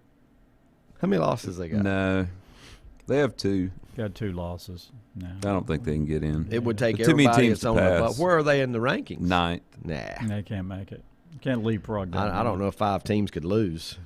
Yeah. Because some of those that are ahead of them are playing each other. If Baylor wins, somebody's got to win. And Alabama loses, would you put a 2-loss Baylor in over a 2-loss Alabama? What if Alabama gets blown out, though? Maybe. I don't think Alabama gets in if they lose, even if they lose by 1. What if it's a monumental game, one of the best of the year? Do they? And Alabama loses? Yeah. But see, my problem is then then they go in as the 4, and they're playing Georgia again. I don't think they're going to do that. I don't think they're going to. I don't think the committee wants that. Georgia and Alabama as the 1 and the 4. That's a good point. Yeah, they and turn around and play each other again. That's why I don't think they get in if they lose. I don't care how. I hadn't really close thought it about is. that before, but you're right. Scott says a former Lincoln High School football and track athlete is the director of track operations at Baylor. Oh. Yeah, one at Appalachian too, but at Baylor, and that one surprised me. Who is that? And Don Revels says your geography is spot on. Talking about the let's see, what's he looking at here? What's he got me here with? It looks like something about 14 hours and 26 minutes from across the state of Louisiana. I don't know. You have to explain to me there. 16 hours, 14 minutes, 14 hours, 26 minutes, depending on the route you take. Scott says the name is, I'm going to try this one, Evan Elucida. Can't spell his last name is what he says. Elizada, yeah. Elizada. So Brett knows who it is. Elizada. I did not know. Evan Elizada. He was doing that. He was in school when I was. Was he? Yeah. And Heard he's that at name. Couple years older than Baylor, me. running the track operations at Baylor. And you know what? I guarantee you Baylor's got good track because everything they got, there's football teams, basketball teams like the sprint. Yeah. Now, up and down the field and the court. So we got to roll here. It's 9:22. Ooh. And I want to get some more opinions here because we haven't even hit on what I think are the 2 biggest games of the day. And I'm going to leave what I think is the biggest for last. So let's talk first about, this is odd. I'm going to say this. Number 2, Michigan. Is that their playoff ranking or their AP? That's playoff. Playoff is number 2. Number 2, Michigan, taking on number 13, Iowa. And to me, out of all the teams you could play in the Big Ten that you don't want to play, it's Iowa because they ruin people's parties all the time. They make you play ugly. They pull off more upsets in that conference than anybody that. And not only that, Michigan's strength, which is running the football, is the strength of the Iowa defense. You only allow about 3 yards per rush defensively. Now, Don Revels has been doing some serious research. Remember about 30 minutes ago he's when talking I said, about Kentucky to Western San Antonio. Kentucky, San Antonio. He said it's 1,000 miles. So you're 1,000 miles from nowhere. I was sitting here calculating all that. No, that was just a sheer guess. I got into Dwight Yoakam title song. 1,000 miles from nowhere. Yeah, but they were 1,000 miles from somewhere. Yeah. And in this case, San Antonio. Yeah, from San Antonio. There you go. Now the San Antonio people might have been 1,000 miles from nowhere because if you're going to Western Kentucky, I don't know exactly what's there. I don't either. But who you got? Michigan?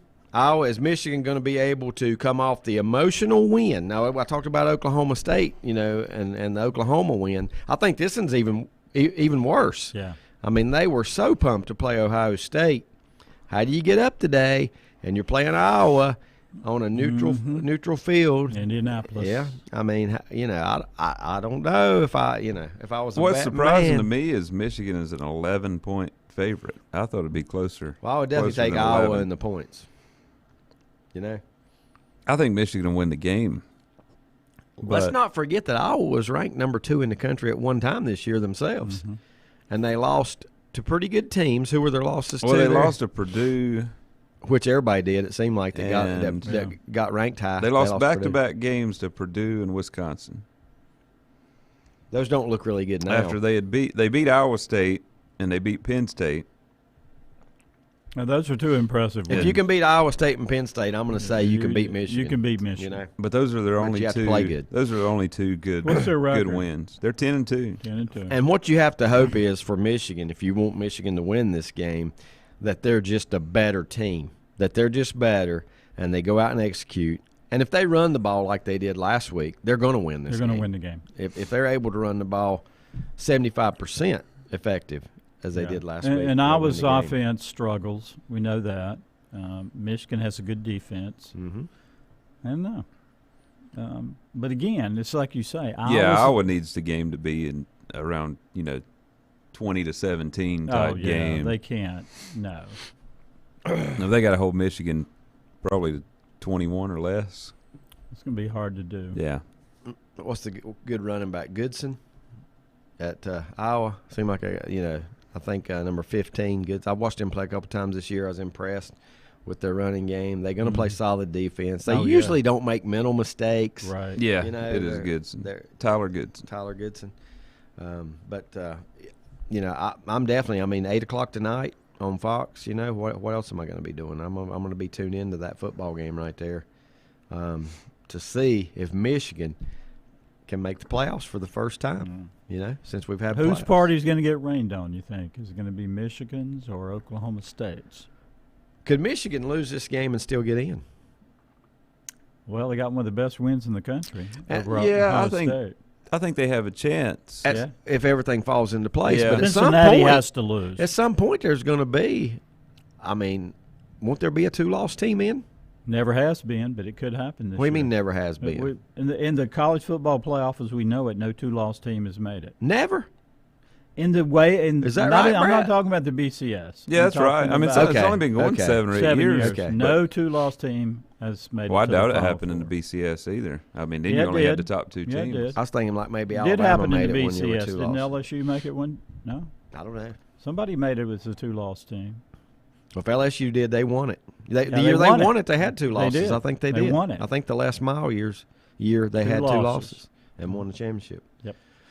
Hey, I got like I said, we've had all these years of too many teams deserving to get in. This year we may actually put somebody in there because we have a spot to fill. That's right. I mean, somebody might just follow. Who could really be on the outside looking in right now and make it? Is there Notre Dame? Notre Dame. Notre Dame is in a. Now they need a lot of help. Yeah. They need Michigan to lose. They need Oklahoma State to lose. And Alabama. They need to lose. Georgia to beat Alabama. Yeah. And they're in. Or maybe they might just need 2 of those things to happen. Yeah. They don't even have to have all those things. Yeah, because I mean, you got to fill 4 spots. Yeah. That's what I'm saying. And wouldn't that This be year- interesting if they made it? Then Marcus Ferguson would make his head coaching debut in the Freeman in the. Well, Bob Cowie's a big Notre Dame fan. He just said, I would love for them to win it this year since Kelly left. It just walked off and not get to. That would. Now, be, I've thought all year Notre Dame doesn't have top 4 talent. No. This is not their best team. No. They were really better last year than this year. When they had Book at quarterback. Yeah. The win over Georgia Tech I thought was impressive at the time, just the way they beat them. But then the very next week, Georgia did the same thing to them. I think Georgia Tech lost 110 to nothing. It was 55-0 and then 45-0. So 100 to nothing. Yes. In Georgia back-to-back Tech weeks. looked horrible. But Brett, don't you think Notre Dame got better, at least offensively? Oh yeah, they as the year improved. They improved a lot. Yeah, from especially their running that game. Lost to Cincinnati, Yeah. they were better At that point. They couldn't run the ball at all. Is that safety healthy? Healthy enough to play. He's one of the best defensive players in the country. He could play. I can't think of his name. Kyle Hamilton. He's very good. He said that if they make the playoff, he'll play.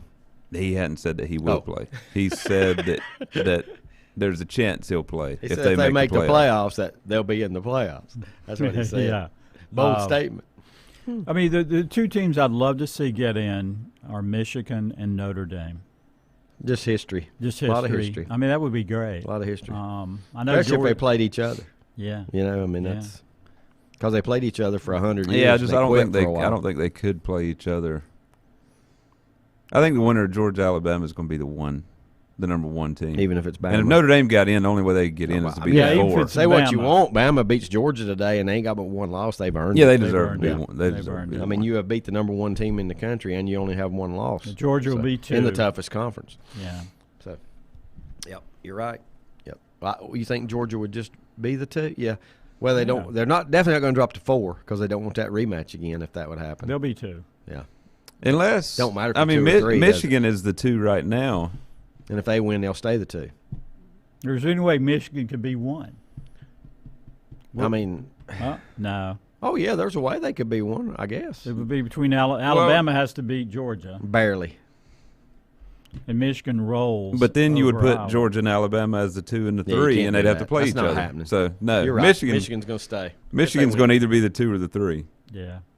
My only problem is would they Which it doesn't matter if you're the 2 or the 3. And I agree with them doing that because I don't want to see the same teams match up. No, back-to-back weeks. Yeah. I don't want to see that. No, I mean, and I think all the teams would go for that as well. If you're in that situation, just let's say it's Michigan, Ohio State, they don't want to play each other in the first round. If they were both ever to make the playoffs at the same time. So, yeah, I want to see that. I want to see it mixed up a little bit. I want to see 8 teams at least though in the playoffs.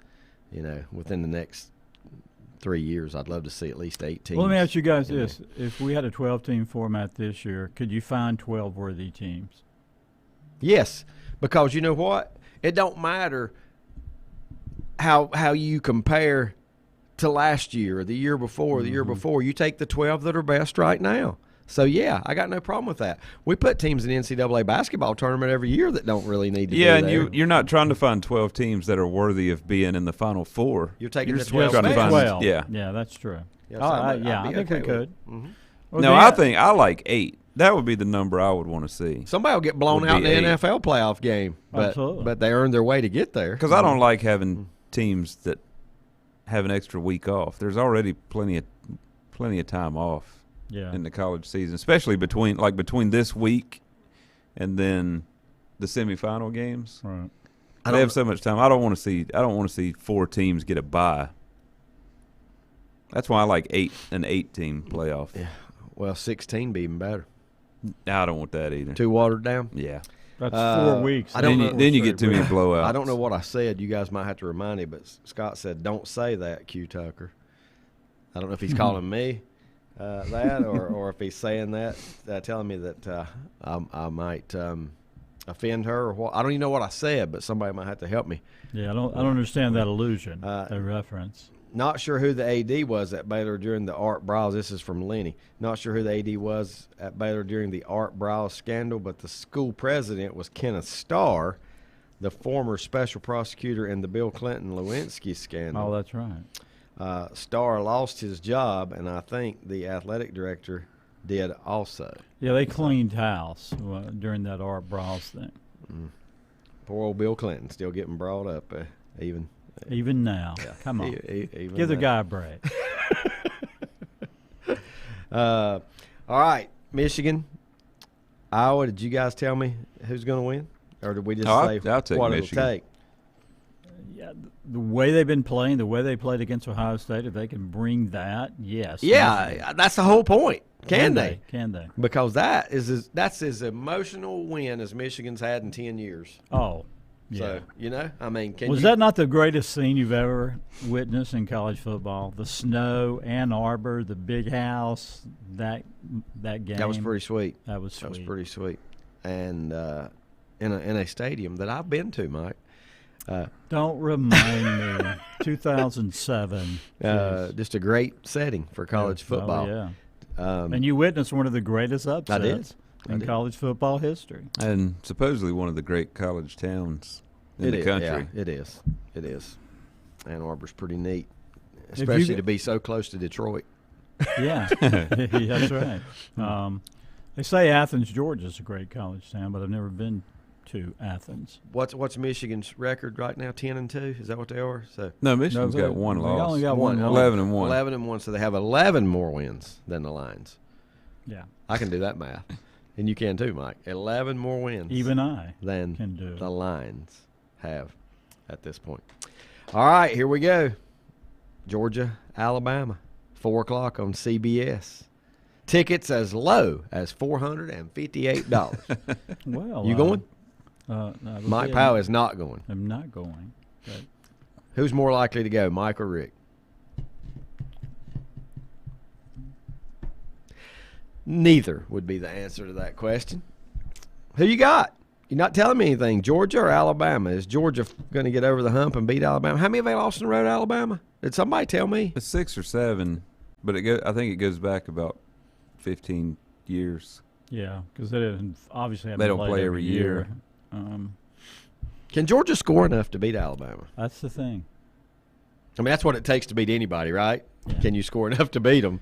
But in this case, Georgia's defense is going to be good. Oh, yeah. How many will Alabama score today? There's your question today. How many will Alabama score today? The most over or under 30? Oh, Alabama. Yeah, they're not reaching 30. You agree with him, Mike? Unless for some reason Georgia is approaching this game like they don't care.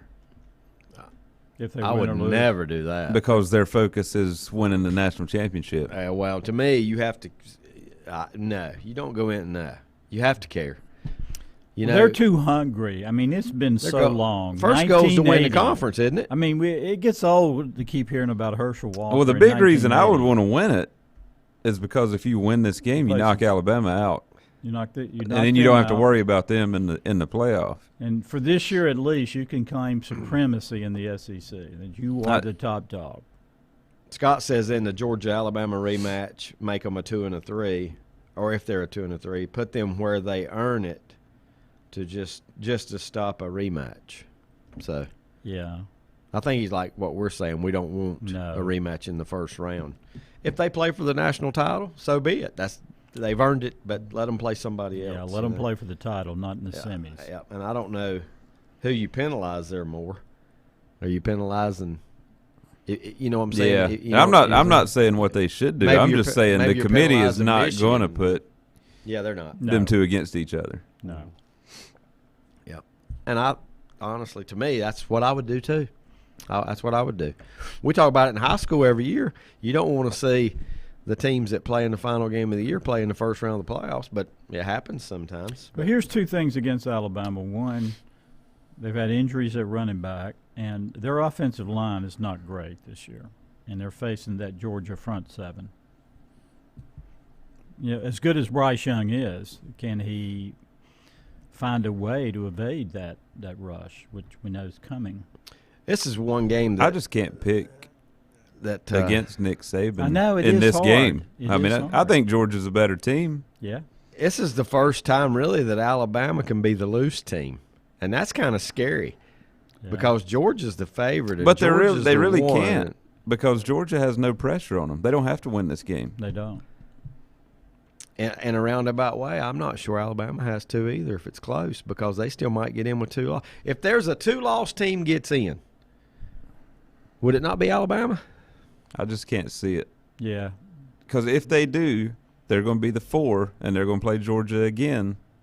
Who was their other loss? Semifinal Who was game. their other loss to? A&M. Yeah, and that would be doing Georgia wrong. Yeah. What that would be doing. And a couple other things. I think Alabama has to win today. Do you? So I think they have the pressure on them.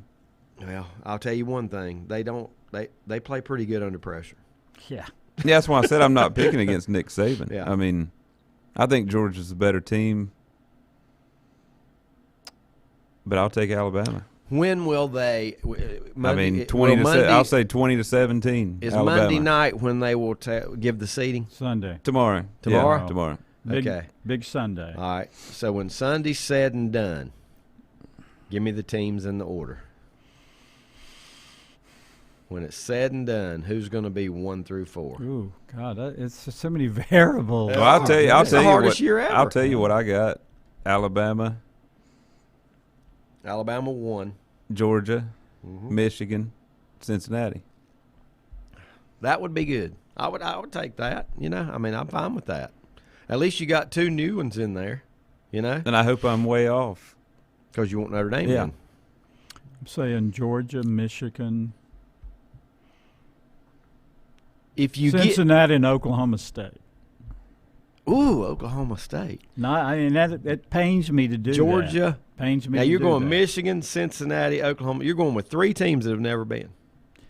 Totally new faces. Yeah. And I hate to say that about the mullet. I thought I would have some comments from our listening crew this morning about who they think the final 4. Here's the thing. Do you think will be there. Cincinnati will be blown out in the semis if they make it? If they play Georgia, yeah. Yeah, If they don't play Georgia, possibly. They can play. I think they can stay with Michigan. Okay. Might even beat Michigan. We just don't know.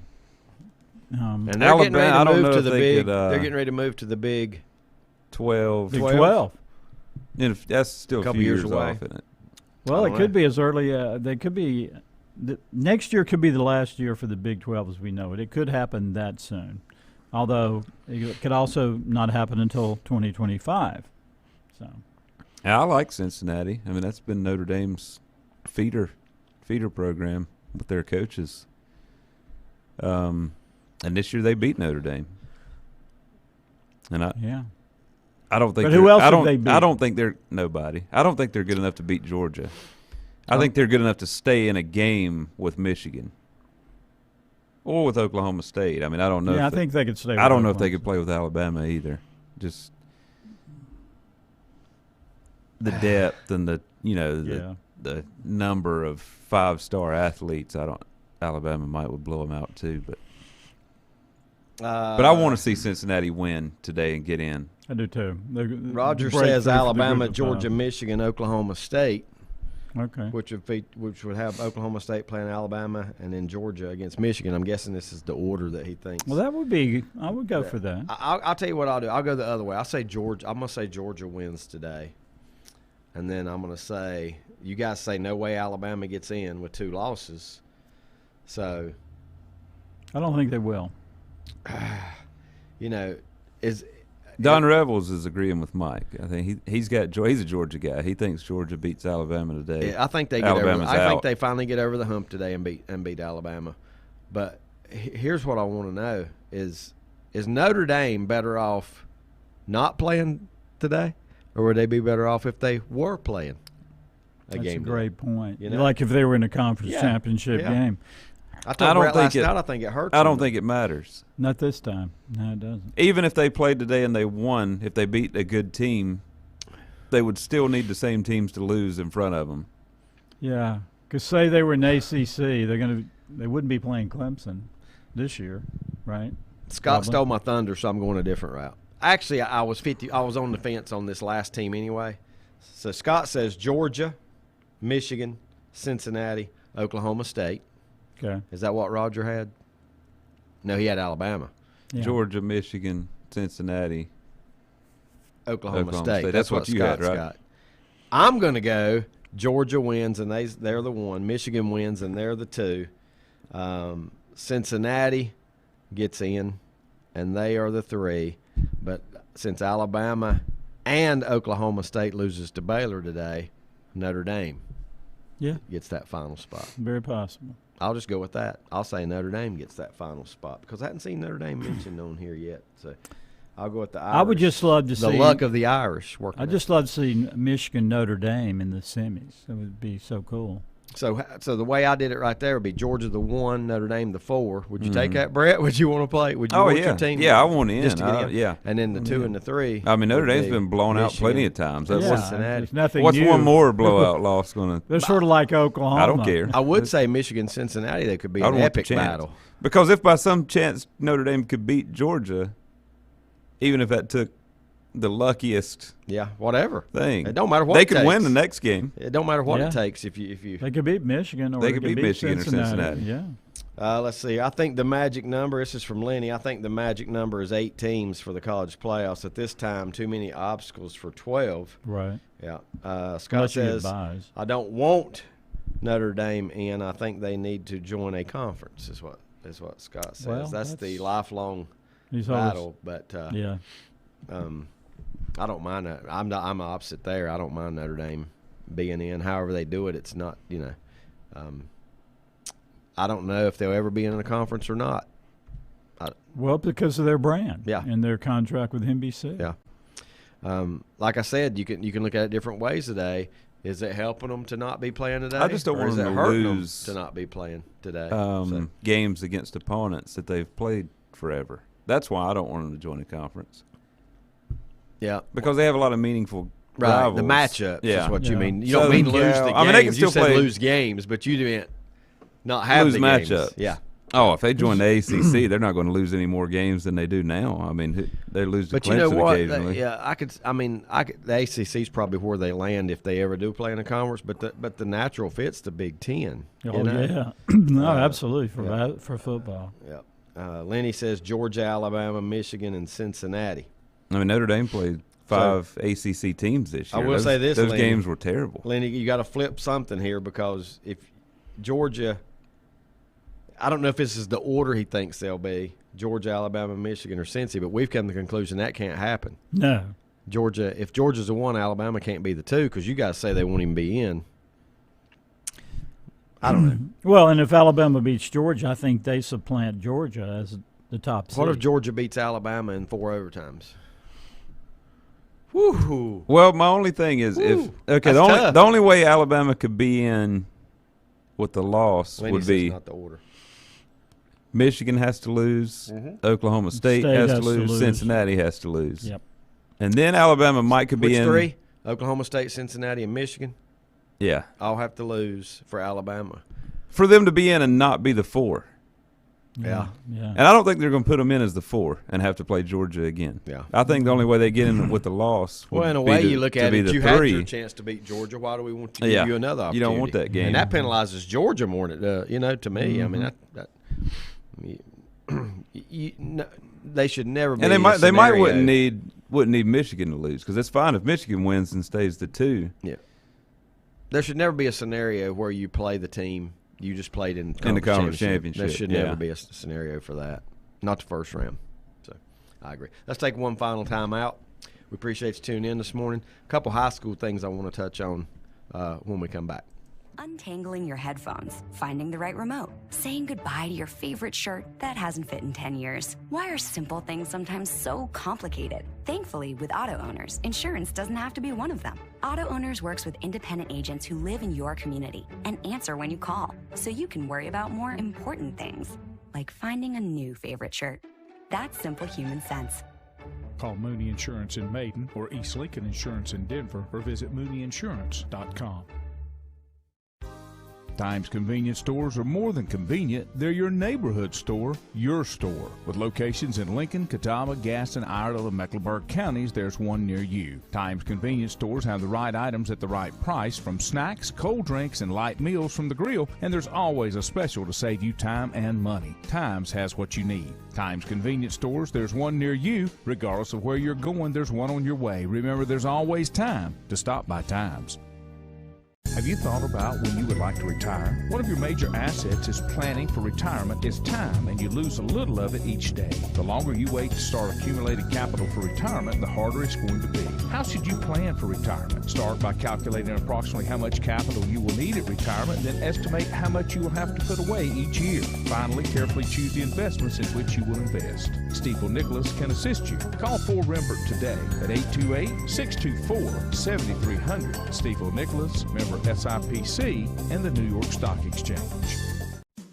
First Federal Savings Bank has been serving Lincoln County since 1940. And as it has been from the beginning, customer service is a priority to First Federal Savings Bank.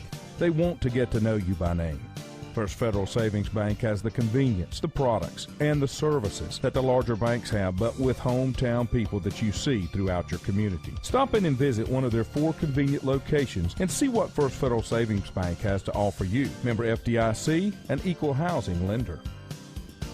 Whether it's a sit-down meal or a call-in for the drive-thru, Brookwood Cafe and Catering is the answer. A variety of meats, vegetables, and desserts cooked daily, or a hot sandwich from the grill, they have what you're looking for to satisfy your taste buds. If you need catering from 5 to 500, Brookwood has you covered as well. Stop by Brookwood Cafe and Catering at 202 Providence Mill Road in Maiden. Don't forget breakfast daily till 11 a.m. Open Tuesday 6 a.m. to 2 p.m., Wednesday through Saturday 6 a.m. till 8 p.m., and Sunday from 7 a.m. to 3 p.m. Call 828-428-8944 to place your order today. Covenant Church began as a vision of just over 100 people in 1984. Since then, Covenant Church has grown and currently located at 2168 Gastonia Highway in Lincoln. The Sunday schedule includes early morning worship at 8:30, Sunday school at 9:45, and morning worship at 10:45. Their ministries extend beyond Sunday. Visit their website at www.covenantchurch.church to see all they have to offer, and better yet, stop by and see for yourself. Covenant Church may be just what you're looking for a new church home. If you ask around, you'll find Burke Mortuary has a reputation for excellence and commitment to value. They've built a reputation of trust for more than 35 years. Burke Mortuary is proud to offer personal attention, meaningful tributes, and the area's most affordable prices. They're also proud to offer you beautiful, state-of-the-art facilities. It's the perfect place to honor your loved one. So when choosing a funeral home, the choice is easy.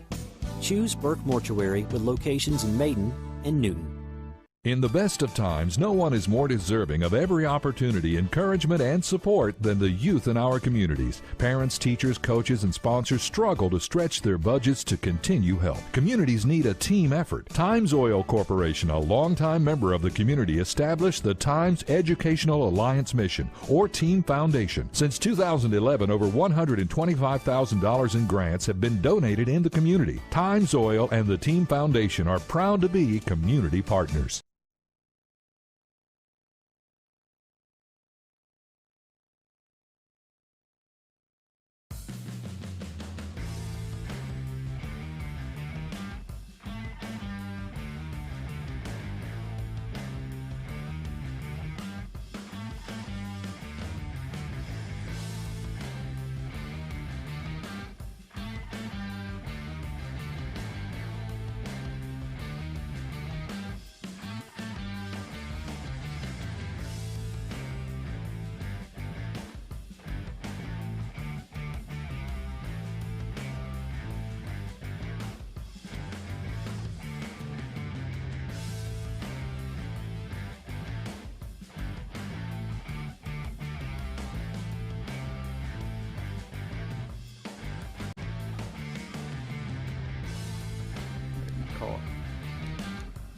All right, welcome back here to Sports Talk. David, Mike, and Brett with you. Final segment of our show this morning.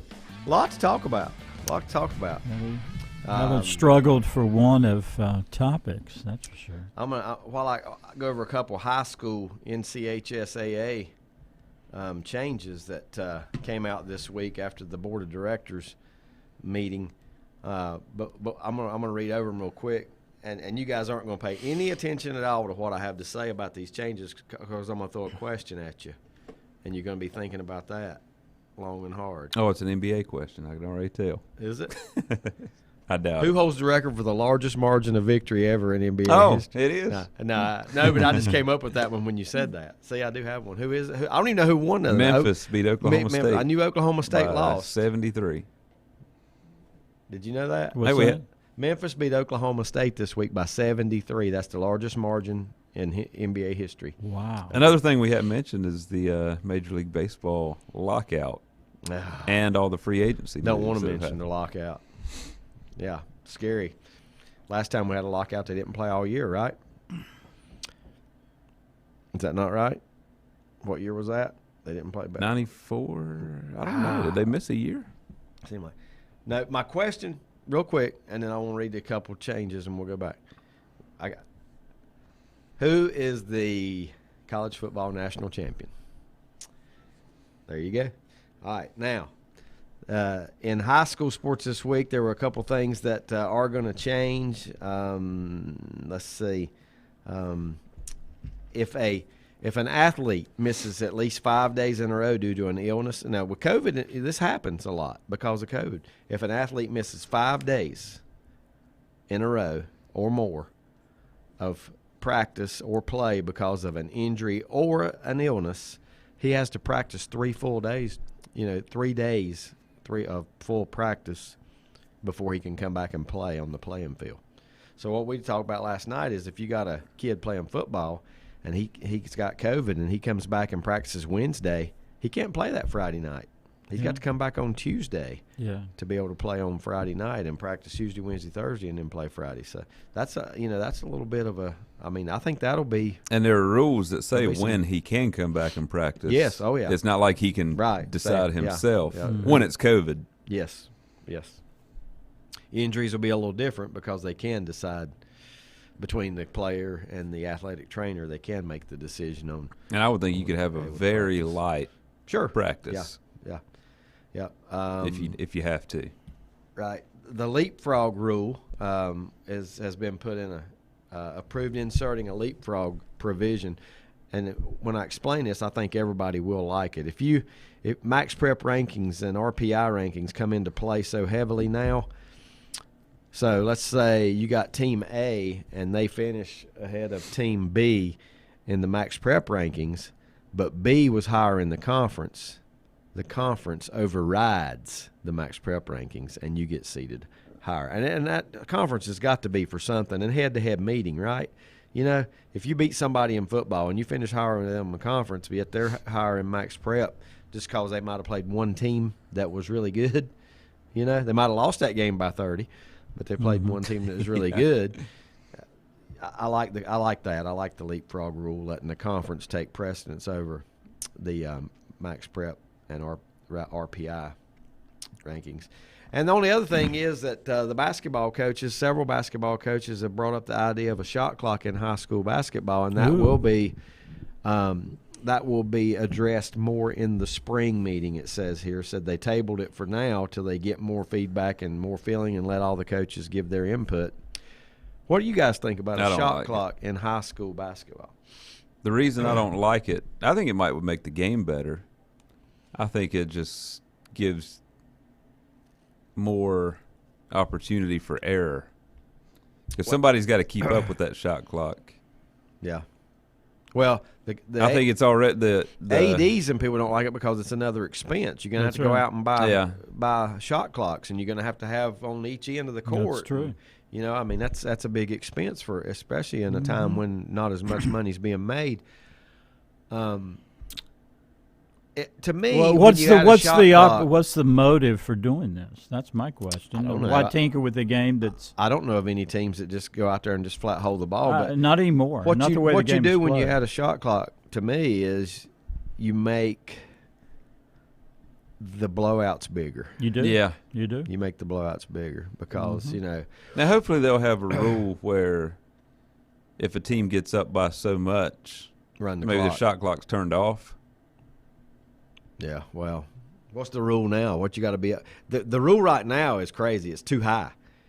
What's the high? You got to be up by 40 Still or that's 40, crazy. Yeah. Don't need to be 42. 40. 30 at the most. Yes, 30. A 30-point lead. Who in high school has ever seen a comeback of 30 points in a high school game? If you get down 30 in high school, it's because that team is that much better than you, and you're you know, it's not like college where it can be done because you're a little bit closer in talent, but.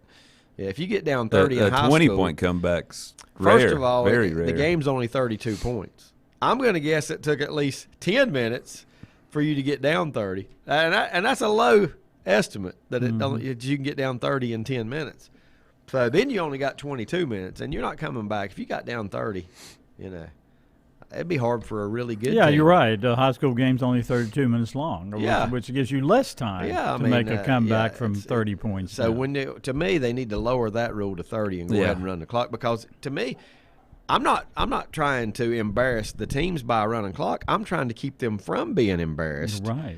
And to get that game over. Don't lose 80 to 10. Right. You know, lose 60 to 10. I mean, I think the run the clock rule is really designed just to get the game over with. Get me out of that position. Yeah. Get me out of that position of being embarrassed on the court in front of, at that point, maybe 50 people. Exactly. You know. But to me, the first thing I thought of when I heard about the shot clock was that's just an extra thing to decide a game other than players. Because of errors. Yep, mistakes and errors. I can see that. And you already see clock management and officials deciding high school basketball games more than they should, and that's just an extra element. Yeah, clock management stuff just for the officials in high school because a lot of times you just got somebody on that program or a friend, or usually it's not a coach. It could be anybody running the clock. You know how it is at high school games. Just somebody off the street sometimes who may be a friend of the program or whatever. So, yeah, I don't think we need any more tinkering and the chance for error, as Brett says. Nobody holds the ball anyway in high school basketball. It's fast-paced for the most part. I don't see any games that are like I never see games in which Mm-hmm. teams deliberately try to stall out. All right, here we go. We only got about a minute left. Here comes the kiss of death. Ooh, the kiss. Kiss of death. The last kiss. Georgia wins the national championship with a win over Michigan. That's exactly what I was.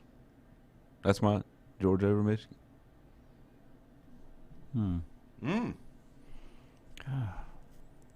Ooh, pressure's on. Clock is ticking. 5. Shot clock's going. 4, 3. I'm gonna no, I can't say that. I can't say that. Go ahead, Mike. I'm saying Alabama over Okie State.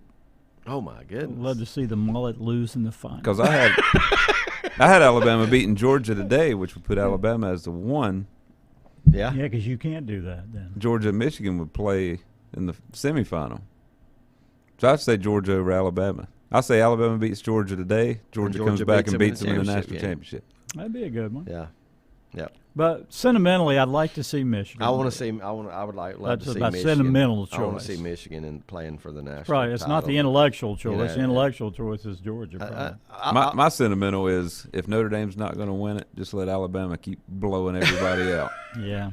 Right. I don't want to hear about anybody else.